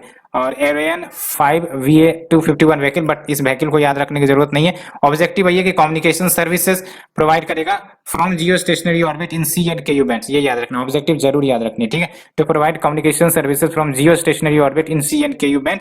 और वेट क्या है आपका, साइज क्या है, नो नीड टू रिमेंबर। और ये जरूर याद रखना है कि GSAT-30 is to serve the replacement to 4A spacecraft services with enhanced coverage, ये जरूर याद रखना। तो ये जो GSAT-30 लॉन्च करी गई है वो एक प्रकार से इनसेट 4A का रिप्लेसमेंट के रूप में काम करेगा। ठीक है, तो जो सर्विसेज इनसेट 4A देने वाली थी वो अब आपका GSAT-30 देगा। ठीक है, लाइफ स्पैन 15 ईयर है। एप्लीकेशन देख लो GSAT-30 का कहाँ कहाँ, DTH में, connectivity to VSAT for ATMs, stock exchange के लिए, television and linking and teleport services, digital satellite news gathering, e governance application, इन सब जगहों पर आपका GSAT-30 सर्विसेज ऑफर करेगा। Next is your remote sensing. Remote sensing मतलब समझ रहे हो कि आपको ऑब्जर्वेशन करना है ना, तो अर्थ ऑब्जर्वेशन सैटेलाइट, ये आपका रिमोट सेंसिंग सैटेलाइट। तो आप देख लो, अगर हम बात करें रिमोट सेंसिंग सैटेलाइट के क्षेत्र में, तो आपका IRS-1A 1988 में लॉन्च किया गया था, और उसके बाद से तो बहुत सारे operational remote sensing satellite launch किए गए। और ये जो आपके रिमोट सेंसिंग सैटेलाइट होते हैं, अर्थ ऑब्जर्वेशन सैटेलाइट है, mostly polar sun synchronous satellite होते हैं, लो अर्थ ऑर्बिट में डाले जाते हैं at an about 800 kilometre from the earth surface. और देख लो जो आपके 13 ऑपरेशनल सैटेलाइट अभी सन सिंक्रोनमस ऑर्बिट में डाले गए। तो आपको याद क्या रखना है कि ये जो आपका Resourcesat, Cartosat, RISAT, Oceansat, Megha Tropiques, SARAL, स्कैट set, ये सब आपके अर्थ ऑब्जर्वेशन सैटेलाइट है। जियो स्टेशनरी ऑर्बिट में आपका 4 रखा गया है, that is INSAT Kalpana, INSAT 3A, INSAT 3DR। But ये सब डिटेल आपको याद रखने की जरूरत नहीं है, बस ये याद रखो कि हाँ Resourcesat, Cartosat, RISAT, Oceansat, Megha Tropiques, ये मेगाट्रोपिक्यूज जरूर याद रखना, सरल याद रखना है। ठीक है, SCAT, ये सब के सब आपके क्या है, earth observation remote sensing satellite है। ठीक है, और ये आपके सन सिंक्रोनमस ऑर्बिट में रखे गए हैं।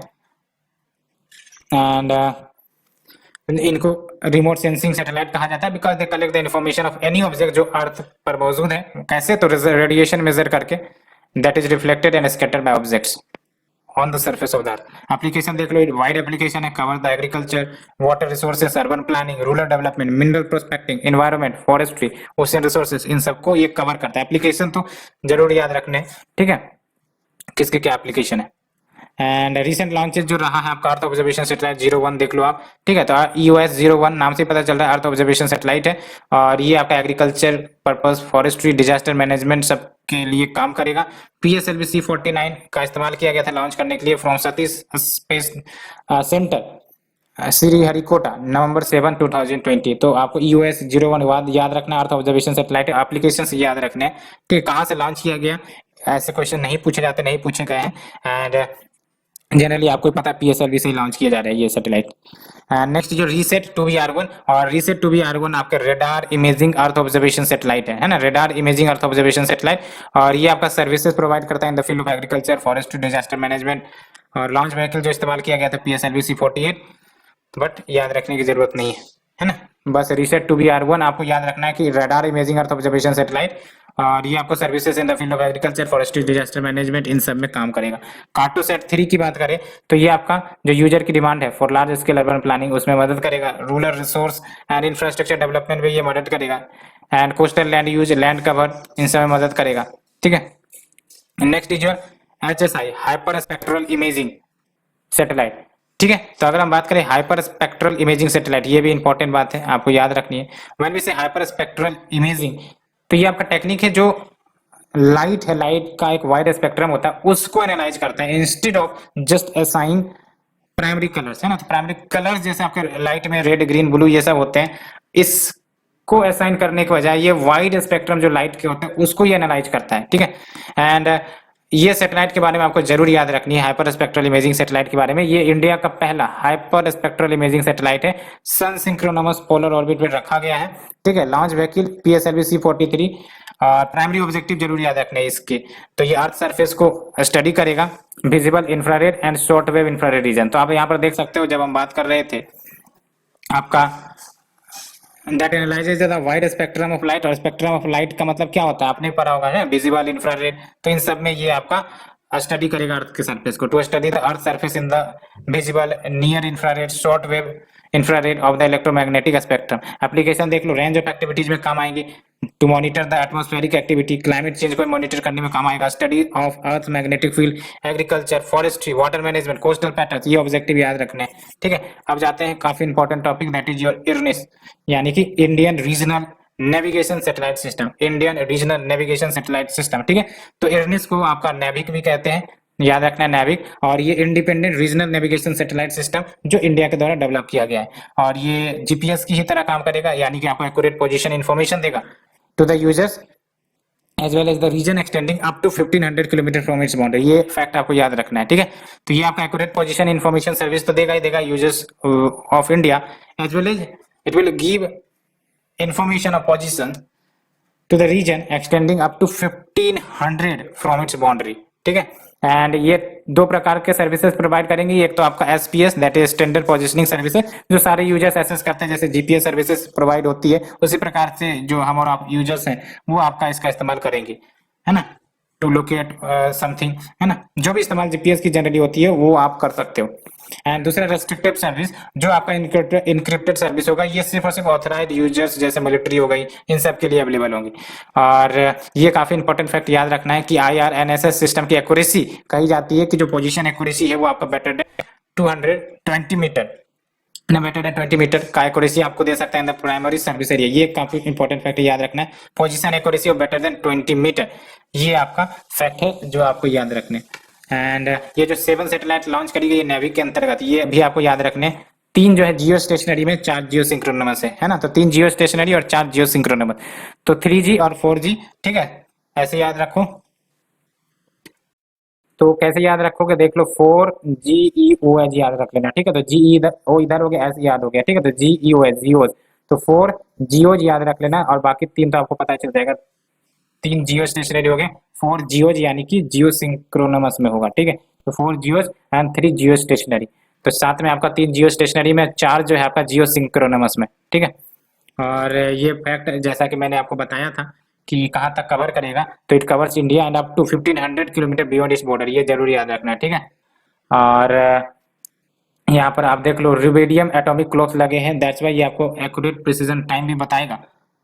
एंड ये हो गई आपकी। और देख लो जियो स्टेशनरी ऑर्बिट में जो 3 सैटेलाइट लगाए गए हैं appear from the ground to be fixed in the position in the sky, तो ये स्काई पर आप देखोगे तो आपको फिक्स नजर आएंगे, क्योंकि जियो स्टेशनरी ऑर्बिट की खास बात ही यही है, ठीक है। और let's move to the next one. There are currently 7 IRNSS satellite 1A से 1G, तो 1A 1B 1C 1D 1 है ना, 1E 1F 1G ऐसा करके है, ठीक है। और इम्पोर्टेंट बात यह है कि 1A में आपका टेक्निकल ग्लिचेज आ गए थे, इसलिए आपका 1I से रिप्लेस हो गया था, है ना। एंड तो ये जो 4 सैटेलाइट है आपके A B F C, ये आपका जियो सिंक्रोनमस ऑर्बिट में है, लेकिन इतने डिटेल में नहीं पूछे जाते हैं, आपको ही पता होगा। और 3 सैटेलाइट जो है आपके C D E, ये आपके जियो स्टेशनरी ऑर्बिट में लोकेटेड है। तो मैंने आपको बताया था 4 GOES, बस यही याद रखने हैं। 4 जो है जियो सिंक्रोनमस में है, ठीक है, और 3 जो है आपके जियो स्टेशनरी में। एंड एप्लीकेशन ऑफ IRNSS की बात करें तो इसको आपको याद रखना है। टेरेस्ट्रियल, एरियल, मेराइन नेविगेशन में इसके यूजेज आएंगे। डिजास्टर मैनेजमेंट पर्पसेस के लिए यूज हो सकते हैं, व्हीकल ट्रैकिंग, फ्लीट मैनेजमेंट के लिए, integration with mobile phone, precise timing मिलेगा, mapping and geodetic data capture हो सकेंगी, terrestrial navigation and for hikers and traveller, visual and voice navigation for drivers as well. Now we have the South Asia satellite GSAT-9, है ना, south Asia satellite GSAT-9। तो क्या याद रखने हैं आपको, ये जो आपका साउथ एशिया सैटेलाइट है ये आपका कम्युनिकेशन सैटेलाइट है, ठीक है, और ये इसरो के द्वारा बनाया गया था। और बेसिकली पर्पज यही था कि variety of communication services over the south Asian region वहां पर प्रोवाइड किया जाए। और GSLV का इस्तेमाल किया गया था लॉन्च के लिए, बट याद नहीं रखने। वेट क्या है ये याद नहीं रखने। जियो सिंक्रोनमस ट्रांसफर ऑर्बिट में डाला गया था, हालांकि ये न्यूज काफी पुराना है, बट आप याद रख सकते हैं कुछ इंपॉर्टेंट पॉइंट्स बस, है ना। तो इसको जियो सिंक्रोनमस ट्रांसफर ऑर्बिट में डाला गया था। पहले नाम इसका प्रपोज किया गया था सार्क सैटेलाइट, लेकिन आपको पता है पाकिस्तान से रिफ्यूजल के बाद आपको इसका नाम साउथ एशिया सैटेलाइट देखने को मिला था, ठीक है। एंड SAS या GSAT-9 क्या करेगा, तो कम्युनिकेशन को बूस्ट करेगा। डिजास्टर लिंक्स जो हैं, यानी कि कोई भी अगर डिजास्टर रिलेटेड इन्फॉर्मेशन आनी है तो ये सैटेलाइट उसको कैरी फॉरवर्ड करने में मदद करेगा, ठीक है। और ये इंडिया के 6 नेबर्स को लिंक करेगा, ये काफी इंपॉर्टेंट है। It will link the 6 neighbours, ठीक है। और वो 6 नेबर्स कौन है देख लो, अफगानिस्तान है, बांग्लादेश है, भूटान है, मालदीव है, नेपाल है, श्रीलंका है, पाकिस्तान छोड़ के, क्योंकि पाकिस्तान ने तो इसे एक्सेप्ट ही नहीं किया था। तो एक्सेप्ट पाकिस्तान जो आपके अफगानिस्तान, बांग्लादेश, भूटान, मालदीव, नेपाल, श्रीलंका ये हो जाएंगे, ठीक है। और let's move to the next one. Indian data relay satellite system, IDRSS, Indian data relay satellite system. और इसमें आपके सेट ऑफ सैटेलाइट्स होंगे, यानी more than 1 satellite will be there, जो ट्रैक करेगी, सेंड करेगी, रिसीव करेगी इन्फॉर्मेशन को from other satellite in space, यानी कि इंडिया का सैटेलाइट हो या फिर कोई और सैटेलाइट हो, वो आपका इन्फॉर्मेशन भेजेगी। तो ये जो आपका Indian data relay satellite system है, ये उस इन्फॉर्मेशन को रिसीव करेगी और ट्रांसमिट करेगी इंडिया के पास ऑन द ग्राउंड, ठीक है। और ये जो आपका IDRSS satellite of 2000 kg class, ये लॉन्च किया जाएगा GSLV लॉन्चर के द्वारा, कहां पर, जियो स्टेशनरी ऑर्बिट में, अराउंड 36,000 किलोमीटर अभी। और प्राइम ऑब्जेक्टिव क्या होता है इसका, तो कंटिन्यूअस या real time communication low earth orbit के सैटेलाइट का मिलता रहे, including the human space mission. तो human space mission let's say कि आपका स्पेस में है, मौजूद है, वो कोई इन्फॉर्मेशन भेजेगा तो ये सैटेलाइट उसे रिसीव करेगा और बदले में ये ग्राउंड पर ट्रांसमिट करेगा। तो क्या जरूरत है IDRSS की, तो आप समझ सकते हो इंडिया का जो डिपेंडेंसी है फॉरेन स्पेस सैटेलाइट पर, जो आपको डाटा पहुंचाता है, लाइक नासा, है ना। तो इसलिए हमें अपना सिस्टम चाहिए जो हमें information independently of other foreign agency provide हो सके। एक और इम्पोर्टेंट बात, इसरो जो अभी आपका first human space mission launch करने वाला है, तो इसमें इसका रोल देखने को मिलेगा, ठीक है। And data relay satellite instead in the Jio stationery orbit, ये ओवरकम कर सकता है the need for a large number of ground based station, because एक ही सैटेलाइट आपको तरह तरह सैटेलाइट से इंफॉर्मेशन कैरी फॉरवर्ड करके ग्राउंड पर आपको पहुंचा सकता है ना। And basically it will useful in monitoring launches and vital for ISRO which has planned in future several advanced low earth orbit missions जैसे स्पेस डॉकिंग, स्पेस स्टेशन, तो इन सब में भी आपको मदद करेगा आने वाले समय में। बट आपको बेसिक कुछ ही पॉइंट याद रखने, ठीक है। IDRSS का क्या मतलब होता है और आपका किस किस में असिस्ट करेगा। ये तो 3 पॉइंट आपको याद रखने हैं, याद क्या सिंपल ही आपको याद रह जाएंगे। Next is your space exploration mission.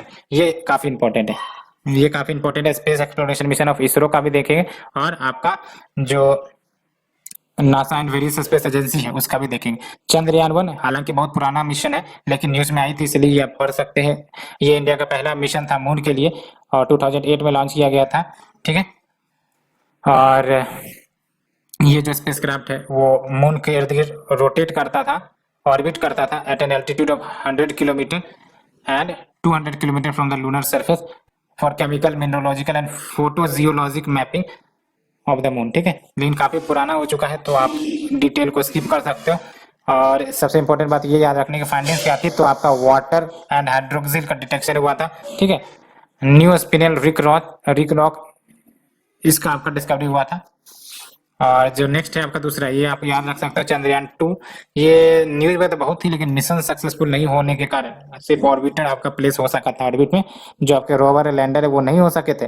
ठीक है, तो जो सेकेंड लूनर एक्सप्लोरेशन मिशन कह सकते हैं, क्योंकि पहला तो चंद्रयान 1 ही था, और लेकिन लैंडर और रोवर को उतारने वाला भारत के द्वारा ये पहला मिशन कह सकते हो, लेकिन लैंडर और रोवर कहीं ना कहीं सक्सेसफुली उतर नहीं सके थे। ठीक है, कुछ ग्लिचेज आ गए थे जिसके कारण आपका वो सेफ लैंडिंग नहीं कर सका।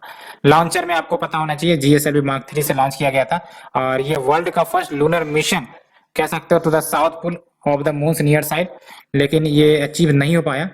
इसे चाइना ने अचीव कर दिया। चाइना का चंगे मिशन है जिसने साउथ पोल पर लैंड करवाया है, वो भी हम डिस्कस करेंगे। ठीक है, एंड एम की बात करें तो वही आपका सिंपल कि आपका जो मून की स्टडी करी जाएंगी, सब सरफेस ऑफ द मून उसकी भी स्टडी की जाएंगी। एंड जो ऑर्बिटर है वो ऑब्जर्व करेगा लूनर सरफेस को and relay the communication between earth and Chandrayaan 2 का जो लैंडर है विक्रम। तो ये लैंडर तो अभी काम नहीं कर रहा है, अर्थ का ये सन ये जो मून का ऑर्बिटर है वो काम कर रहा है। ठीक है, तो अभी ये नाम इंपॉर्टेंट है ही नहीं, बिकॉज ये अभी एग्जिस्ट ही नहीं करते हैं। ठीक है, तो पर्पज याद रखना आपको, चंद्रयान 2 का पर्पज जरूर याद रखना, to find the traces of water in helium on site chemical analysis of the surface to click pictures of the moon via the orbiter. And Chandrayaan 3 आपको ही पता है, जब चंद्रयान 2 में आपका लैंडर और रोवर सक्सेसफुली नहीं लैंड कर पाए, तो उसके बाद चंद्रयान 3 को लॉन्च करने की बात चल रही थी, और इसरो ने अनाउंस किया कि चंद्रयान 3 वो लॉन्च करेंगे, which will be another attempt to soft landing on to the Mars. ठीक है, because Vikram lander was failed to land. And Mangalyaan की बात करें तो मार्स ऑर्बिटर मिशन इनको कहते हैं, और ये भारत का, ये याद रखना है, भारत का पहला इंटरप्लेनेटरी यानी कि एक प्लेनेट से दूसरे प्लेनेट पर मिशन को भेजना इंटरप्लेनेटरी कहते हैं। तो भारत ने इससे पहले नहीं किया था interplanetary mission, Mars orbiter mission को भेजकर इसे हासिल किया। PSLV के मदद से लॉन्च किया गया था। ठीक है, और वेट जो था आपका 1350 kg का था, और आपका इसरो 4th स्पेस एजेंसी बन गया after reaching to the Mars.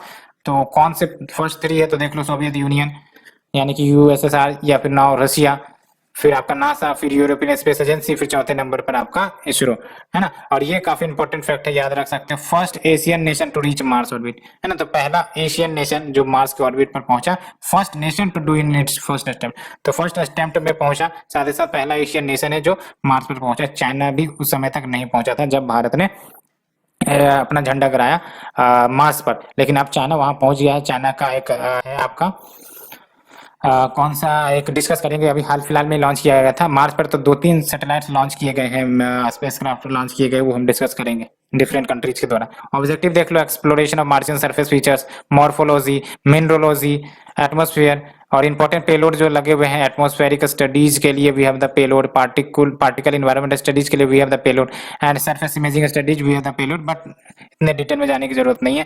ठीक है, और अब चूंकि इंडिया ने ऑर्बिटर मिशन तो लॉन्च कर दिया, अब इसरो लैंडर मिशन की बात कर रहा है, यानी कि वो अब मार्स के सरफेस पर एक आपका लैंडर भेजेगा, ठीक है, under the Mangalyaan 2 mission by 2024, और इसका main objective to study the surface geology, magnetic field and interplanetary dust as well. Next is your Gaganyaan, जो काफी ज्यादा हाईलाइटेड है, ठीक है। इंडिया की तरफ से ये first human space flight programme होगा। अनाउंस तो करी गई थी 2018 में, लेकिन डिले करते करते अभी आपका 2022 में लॉन्च करने की बात चल रही है, ठीक है। और ऐसा अगर सक्सेसफुली हो जाता है तो it will make India the 4th country to send manned mission. तो इससे पहले किसने भेज रखा है? रशिया ने, यूएसए ने, चाइना ने, ठीक है। और इसके लिए इसरो ने बहुत सारे टेक्नोलॉजी टेस्ट किए हैं, है ना, जो इंपॉर्टेंट है ह्यूमन स्पेस फ्लाइट के लिए। कौन कौन सी टेक्नोलॉजी आपको याद रखनी है, ठीक है, सिर्फ नाम एसोसिएशन याद रखना है कि space capsule recovery experiment associated with Gaganyaan mission, ठीक है, crew module atmospheric re entry experiment, GSLV mark 3 जो आपको लेके जाएगा, है ना, reusable launch vehicle technology demonstrator, crew space system, ये याद रखना है ना कि अगर कुछ डिस्टर्बेंसेस आ गई स्पेसक्राफ्ट में तो क्रू को कैसे स्किप करवाना है, वो आपका है crew escape system. And we have the pad abort test, तो ये कुछ टेस्ट याद रखने हैं। It is associated with Gaganyaan, ठीक है। पैड अबोर्ड टेस्ट हो गया, रीयूजेबल लॉन्च व्हीकल हो गए, ठीक है। जीएसएलवी मार्क 3 तो आपको पता है, ये crew module atmospheric re entry experiment, ये सब है। और आपका इसमें शुरुआत में यानी टेस्ट के लिए आपका अनमैन्ड फ्लाइट्स कंडक्ट किए जाएंगे, ठीक है। और उसके बाद आपका ह्यूमन स्पेस फ्लाइट, क्योंकि पहले आपको डेमोन्स्ट्रेशन करना जरूरी है, उसके बाद आपको रियल ह्यूमंस को भेजे जाएंगे, ठीक है। और ये 3 एस्ट्रोनॉट्स को कैरी ऑन करेगा लो अर्थ ऑर्बिट में via GSLV mark 3 vehicle for at least 7 days. But ये फैक्ट अभी फॉर्मल नहीं है, इसलिए इस फैक्ट को याद रखने की जरूरत नहीं है, ठीक है। और ये जरूर याद रखना कि इसरो ने पैक्ट भी साइन किया Russian firm that is your Glavkosmos, और इसके तहत एस्ट्रोनॉट्स को ट्रेन किया जाएगा which has been selected from Indian Air Force. And ISRO को फ्रांस से भी असिस्टेंस मिलेगा, ठीक है, in terms of expertise in various fields, जैसे स्पेस मेडिसिन क्या हो, कैसे बनते हैं, एस्ट्रोनॉट हेल्थ मॉनिटरिंग कैसे की जाएंगी, रेडिएशन प्रोटेक्शन कैसे होगा, तो इसके लिए फ्रांस स्पेस एजेंसी भी मदद करेगा। नेक्स्ट इज व्योम मित्र, जो आपके व्योम मतलब स्पेस, मित्र मतलब फ्रेंड, व्योम मित्र तो जियोनॉइड है ये, यानी फीमेल ह्यूमनाइड रोबोट। और इसरो सबसे पहले आपका व्योम मित्रा को भेजेगा in the unmanned crew module of Gaganyaan, ठीक है, सो दैट आपका टेस्ट किया जा सके। जो भी मान के चलो कि ये व्योम मित्र ह्यूमन की तरह आपका होगा, जो सारे टेस्टिंग करेगा कि हाँ अगर स्पेस में जा रहे तो क्या इफेक्ट शरीर पर पड़ेगा, ये सब पहले से ही तैयार कर लिया जाए, सो दैट अगर असलियत में ह्यूमन को भेजा जाए तो वो सारे डिस्टर्बेंसेस ना आए। तो देख लो ऑब्जेक्टिव देख लो, to test the environmental control and life support system of Gaganyaan to detect the environmental changes, और इसको डेवलप किया गया है by the scientist at IISc in collaboration with ISRO. Next is your human space flight centre. अब जब ये Gaganyaan launch किया जाएगा तो उसके लिए आपका कंट्रोल सेंटर भी होगा, तो उसके लिए जो कंट्रोल सेंटर लाया जा रहा है वो है आपका ह्यूमन स्पेस फ्लाइट सेंटर, और ये इसरो के द्वारा स्टेब्लिश किया गया था 2019 में to coordinate with Indian human space flight programme, और ये रिस्पॉन्सिबल होगा for the implementation of Gaganyaan mission. और जो प्रपोज्ड सेटअप है ये आपका कहां पर लाया जाएगा? चलाकेरे, चित्रदुर्गा डिस्ट्रिक्ट ऑफ कर्नाटका, है ना, तो कर्नाटका में इसको स्टेब्लिश किया जाएगा। नेक्स्ट इज योर शुक्रिया। शुक्रिया मींस व्हाट? शुक्र मींस वेनस, तो ये जो आपका इसरो का मिशन होगा ये वेनस के लिए होगा, बाय 2023 तक लॉन्च करी जाएंगी। मेजर गोल क्या होगा? Atmosphere of Venus and its chemistry को स्टडी करना, surface and subsurface features को स्टडी करना, interaction of planet with solar radiation. Next is your Aditya mission. Aditya is your mission to the sun, ठीक है, और ये इंडिया का फर्स्ट मिशन होगा जो सन को स्टडी करेगा। ये अभी डिफर कर दी गई है। Main objective basically to study the solar corona, लेकिन अदर आपके ऑब्जेक्टिव भी है। तो पहले तो आप देख लो आदित्य 1 का मिशन जो था वो सिर्फ सोलर कोरोना को ही ऑब्जर्व करना था, लेकिन एडिशनल पेलोड अब डाले जा रहे हैं अंडर द आदित्य L1, जिसमें आपका कोरोना को तो ऑब्जर्व किया ही जाएगा, क्रोमोस्फेयर, फोटोस्फेयर, है ना, ये सब आपके लेयर ऑफ एटमॉस्फेयर कह सकते हो सन में जो देखने को मिलते हैं। जैसे हमारे में एस्ट्रोटोस्फेयर आपका मेसोस्फेयर है, उसी प्रकार से सन के भी जो एटमॉस्फेयर उसको डिमार्केट किया जाता है, ठीक है। तो क्रोमोस्फेयर, फोटोस्फेयर इन सब की स्टडी करेगा। कितना पेलोड होगा ये जानने की जरूरत नहीं है, ठीक है। क्या क्या काम करेगा? तो ये सन के कोरोना को स्टडी करेगा, है ना, कोरोना। तो आप देख लो यहाँ पर, ये आपका ऑब्जेक्टिव याद रखना है आदित्य मिशन का, है ना, to study the sun's corona, solar emissions, solar wind and solar flares, coronal mass ejections क्यों होते हैं, ठीक है। तो ये सब आपके ऑब्जर्वेशंस करेंगे आदित्य मिशन। नेक्स्ट जो लैग्रेंज पॉइंट है ना, लैग्रेंज पॉइंट आपने सुना होगा। ये लैग्रेंज पॉइंट लेट से कि आपका अर्थ है और ये सन है, ठीक है। अब यहाँ पर अगर ऑब्जेक्ट कोई रखते हैं, सैटेलाइट रखते हैं, तो क्या होगा कि सन की ग्रेविटी से खींच लेगी अपनी तरफ। उसी प्रकार से अगर यहाँ पर कोई ऑब्जेक्ट रखते हैं तो ये अर्थ की ग्रेविटी से अपनी तरफ खींच लेगी, लेकिन लैग्रेंज पॉइंट पर अगर रख दिया जाएगा तो ना ही इसे अर्थ अपनी तरफ खींच सकेगा, ना ही आपका ये सन खींच सकेगा, ठीक है।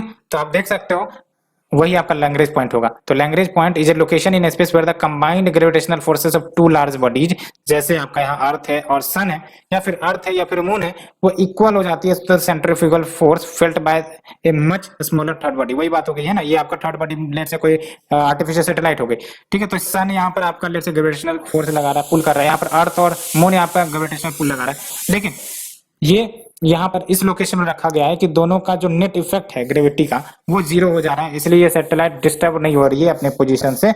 ये होता है आपका लैग्रेंज पॉइंट, ठीक है। और ये नेम करी गई थी after the Joseph Louis Lagrange, an 18th century mathematician, जो लैग्रेंज पॉइंट के बारे में लिखा था in the three body problem 1772 में।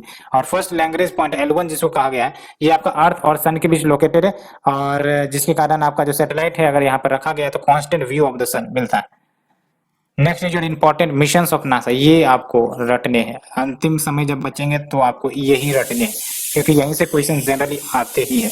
तो आर्टेमिस प्रोग्राम की अगर हम बात करें तो ये आपका मून मिशन प्रोग्राम होगा नासा का, और इसके तहत फर्स्ट वुमेन, क्योंकि अभी तक कोई महिलाएं मून पर नहीं गई है, तो इसके तहत first women and next women को मून पर उतारा जाएगा बाय 2024। तो क्या याद रखना आर्टेमिस के बारे में, नासा का by 2024 first women and next man को मून पर उतारा जाएगा। नेक्स्ट इज क्यूरियोसिटी, आपने मार्स क्यूरियोसिटी सुना होगा, ये मार्स रोवर मिशन है और ये 2011 में लॉन्च करी गई थी नासा का। ये सारे के सारे मिशन आप जो देख रहे हो नासा का ही देखोगे, और गोल देख लो मार्स पर डिटरमाइन करना कि क्या मार्स में कभी माइक्रोबियल लाइफ थे, इसको नाम से पता चला क्यूरियोसिटी, जानने की इच्छा।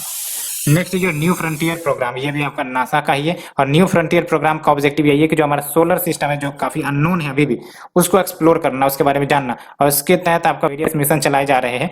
न्यू होराइजन मिशन भी चल रहा है, और न्यू होराइजन मिशन के तहत डिस्टेंट सोलर सिस्टम ऑब्जेक्ट के बारे में जानना, जिसमें आपका प्लूटो हो गया है ना, या फिर उसके मून हो गए, या फिर क्यूपर बेल्ट हो गया, तो डिस्टेंट सोलर सिस्टम के ऑब्जेक्ट के बारे में जानना, ये आपका न्यू होराइजन का मिशन है। जूनो ये बहुत ही बाद में यानी कि 2016 में लॉन्च करी गई थी, और जूनो से याद रख सकते हैं जुपिटर के स्टडी के लिए लॉन्च करी गई थी, ये जो काफी न्यूज में रहती है, हमने डिस्कस भी किया। ओसिरिस रेक्स मिशन, और इसके तहत जो सिंपल है फ्रॉम एन एस्ट्रॉइड बेनू, उसको कलेक्ट करना है और उसको आपका अर्थ पे लाना है, ठीक है। तो सैंपल रिटर्न मिशन है ओसिरिस रेक्स, ठीक है। एंड ड्रैगन फ्लाई मिशन, ये आपका 2026 में लॉन्च की जाएंगी to study the Saturn and its icy moon. तो ड्रैगन फ्लाई मिशन अगर पूछ लिया जाए तो 2026 to study Saturn and its icy moon. Next is your InSight mission, InSight mission भी मार्स के लिए ही है, लेकिन नाम देखो आप, इनसाइट है, तो ये मार्स के डीप इंटीरियर को स्टडी और एक्सप्लोर करेगा, and it is a part of NASA discovery programme. Next is your PUNCH mission, that is polarimeter to unify the corona and heliosphere mission, और ये बेसिकली नाम से ही पता चल रहा है, polarimeter to unify the corona and heliosphere mission. ये आपका सन के आउटर कोरोना को स्टडी और इमेज करेगा, और ये अभी लॉन्च नहीं किया गया है, 2022 में लॉन्च किया जाएगा। It is focused on understanding the transition of particles from the sun's outer corona to the solar wind that fills the interplanetary space. तो कहने का मतलब ये जो आपका पार्टिकल्स है वो आपका सोलर विंड में कैसे आपका बन के तैयार हो जाती है, जो इंटरप्लेनेटरी स्पेस को फिल अप कर देती है, और जिसका इफेक्ट आपको अर्थ पर भी देखने को मिलता है, उसके बारे में जानना। नेक्स्ट जो वोयेजर, वोयेजर मतलब क्या होता है आपको पता है ना, कि अनंत काल तक टहलते रहो। तो आप देख सकते हो जो वोयेजर 2 है आपका ओनली स्पेसक्राफ्ट जो चारों के चारों सोलर सिस्टम के प्लेनेट है, giant planet, that is Jupiter, Saturn, Uranus, Neptune, उसको क्लोज रेंज से जानेगा। आप सुन रहे होंगे कि वोयेजर 2 जो है फ्लाई बाय किया है जुपिटर से, सैटर्न से, तो इट इज ऑल बिकॉज इसका काम ही यही है कि आपका पूरे स्पेस में अकेले टहलना, ठीक है। और ये चारों प्लेनेट को एक बार एक करके स्टडी करेगा, जैसे जुपिटर, सैटर्न, यूरेनस, नेपच्यून। इससे पहले भी आपका वोयेजर 1 भी था, तो like Voyager 1, Voyager 2 was design to find and study the edge of our solar system. तो जब ये लॉन्च किया गया तो इसको फाइंड करना है कि भाई हमारे सोलर सिस्टम का एज क्या है, तो इसका मतलब सबसे पहले इन आठों प्लेनेट से क्रॉस करना पड़ेगा, है ना। ये जो आपके मार्स, उसके बाद जो आपका जुपिटर है, यूरेनस है, नेपच्यून है, उन सब से क्रॉस करना पड़ेगा, दैट्स व्हाई ये आपको जानकारी भी देता है। And we have the Solo mission, solar orbiter mission, और ये कोलैबोरेटिव मिशन होगा between European Space Agency and NASA, और ये सोलर एंड हेलियोस्फेरिक फिजिक्स के लिए आपका डेडिकेटेड होगा। और इससे आपको क्या फायदा मिलेगा, origin of universe, emergence of life and the fundamental physics at work in the universe, इसके लिए, ठीक है। यानी कि कौन से फंडामेंटल फिजिक्स वाले कंसेप्ट वर्क करते हैं यूनिवर्स में, उसको जानना, इमर्जेंस ऑफ लाइफ कैसे हुआ उसके बारे में जानना, यूनिवर्स का ऑरिजिन कैसे हुआ इसके बारे में जानना। पार्कर सोलर प्रोब ये काफी ज्यादा न्यूज में था, 2018 में लॉन्च किया था, और इसके तहत ऑब्जर्वेशन करना outer corona of the sun, ठीक है। तो पार्कर सोलर प्रोब सन के लिए नासा का मिशन है, ठीक है। नेक्स्ट इज योर्स, आपको याद रखने हैं, ये दूसरे स्पेस एजेंसी के आपके प्रोग्राम है, बेपी कोलंबो। तो ये आपका यूरोपियन स्पेस एजेंसी और जापान एरोस्पेस एजेंसी का ज्वाइंट प्रोग्राम है मरकरी के स्टडी के लिए, याद रखना। बेपी कोलंबो मरकरी के लिए, ईएसए प्लस जाक्सा, नासा का नहीं है BepiColombo. Next is JUICE, JUICE से आप याद रख सकते हो जुपिटर आईसी मून से एक्सप्लोर है, नाम से पता चल रहा है जुपिटर को एक्सप्लोर करेगा, और इनके जो 3 आईसी मून है ये नाम याद रख सकते हैं, यूरोपा, कैलिस्टो एंड गैनीमेड। और ये आपका मिशन लॉन्च किया गया है यूरोपियन स्पेस एजेंसी के द्वारा, and it is first non American outer solar system mission, ठीक है। तो ये मार्स का 2 जो है वो फोर्ब्स एंड देमोस है, और जो आपका जुपिटर का मून याद रखना है जो न्यूज में रहते हैं, यूरोपा, कैलिस्टो एंड गैनीमेड, ठीक है। तो यूरोपा और गैनीमेड भी याद रख सकते हो। एंड चंगे 4 जो हमने बात करी थी, है ना, ये चाइना का लूनर प्रोग्राम है, एंड ये फर्स्ट मिशन होगा, और ये सक्सेसफुली बेसिकली लैंड कर भी दिया गया है on the far side of the moon, ठीक है। तो it is first mission to land on the far side of moon, एंड ये साउथ पोल पर लैंड किया है, जो बेसिन का नाम है जहां पर ये लैंड किया है वो है आपका एतकेन बेसिन। तो एतकेन बेसिन न्यूज में रहता है, it is not in India, it is not in earth, it is in Mars, मतलब मून में, है ना। एंड होप मिशन ये भी काफी ज्यादा चर्चे में था, और यूएई का पहला मार्स मिशन है, और 2020 में लॉन्च किया गया था, ठीक है। तो यूएई का पहला मिशन, ये याद रखने की जरूरत नहीं कि लॉन्च कहां से करी गई थी, है किस, आपका यूएई का, ठीक है। एंड हाइबुसा 2 ये आपका सैंपल रिटर्न मिशन है, एक तो आपने नासा और इस रेक्स का सुना होगा, उसी प्रकार से हाइबुसा 2 भी हमने बताया था, एस्ट्रॉइड रिटर्निंग मिशन है। और कौन से एस्ट्रॉइड पर ये सैंपल लेकर आएगा, तो रिगु एस्ट्रॉइड है, वहां से आपका सैंपल रिटर्न लेकर आएगा। तियांगोंग 2 ये आपका तियांगोंग 1 का सक्सेसर है ना, और ये आपका 2016 में लॉन्च किया गया था, और इसके तहत कैपेबिलिटीज टू टेस्ट करना for long term human presence in space. याद रखना ये आपका तियांगोंग 2 है, और एक आपका successor of Tiangong 1। And next जो निशान ये भी न्यूज में रही थी, ये नासा इसरो का कोलैबोरेटेड प्रोग्राम है, जिसके तहत आपका सिंथेटिक अपर्चर रेडार तैयार किया जा रहा है, ठीक है। तो joint earth project, joint earth observation project NASA और इसरो दोनों का, और ये first dual band radar imaging satellite होगा, L band and S band, क्योंकि ड्यूल बैंड है तो L band and S band पर ये काम करेगा। ऑब्जेक्टिव याद रखना है आपको निसार का, natural processes including the ecosystem disturbances, ice seat collapse, natural hazard जो आते हैं जैसे अर्थक्वेक, सुनामी, इन सब के बारे में जानकारी देगा आपका निसार। नेक्स्ट जो space observatories on the surface and in space, तो एक तो स्पेस ऑब्जर्वेटरी आपका स्पेस में हो सकते हैं, एक जो आपका ग्राउंड पर हो सकते हैं, सरफेस पर। तो आप देख लो हबल स्पेस टेलीस्कोप, ये आपका स्पेस टेलीस्कोप है, ठीक है, मल्टी वेवलेंथ स्पेस टेलीस्कोप। और ये याद रखना हबल स्पेस टेलीस्कोप आपका ज्वाइंट प्रोजेक्ट है नासा और ईएसए का, ठीक है। लो अर्थ ऑर्बिट में आपका रखा गया है, and it can observe object in visible near ultraviolet and near infrared light, ठीक है। एंड नेक्स्ट जो जेम्स वेब टेलीस्कोप, ये सक्सेसर है हबल टेलीस्कोप का, और ये 2021 में लॉन्च करने वाली है, और 6 times more powerful than Hubble space telescope. और ये जो आपका है यानी कि जेम्स वेब स्पेस टेलीस्कोप, ये सन को ऑर्बिट करेगा, ये काफी इंपॉर्टेंट है, मैंने आपको शुरू में ही बता दिया था, it will orbit the sun not the earth like the Hubble space telescope. And we have the 30 metre telescope, और ये इंटरनेशनल पार्टनरशिप होगा जिसके तहत इसे डेवलप किया जाएगा between USA, Canada, Japan, China, India. तो इसमें इंडिया भी है, चाइना भी है 30 मीटर्स टेलीस्कोप वाले में। और ये डीपर एक्सप्लोरेशन करेगा into the space and observe cosmic objects with unprecedentedly sensitivity. और कहाँ पर ये लोकेट किया जाएगा, ये इंपॉर्टेंट है, मौना किया हवाई में, ठीक है। और ये हवाई आपको पता है यूएस की आइलैंड है। एंड ये जो आपका 30 मीटर्स टेलीस्कोप है वो डेवलप किया गया है by close collaboration between 2020 physics Nobel laureate professor Andrea Ghez and Indian astronomer. Next is जो the giant metre wave radio telescope, और ये आपका 30 fully stable parabolic radio telescope होगा, 45 मीटर डायमीटर का, पुणे में लोकेटेड है, can scale deep space object such as galaxy, neutron star, इन सबको देखा जा सकता है।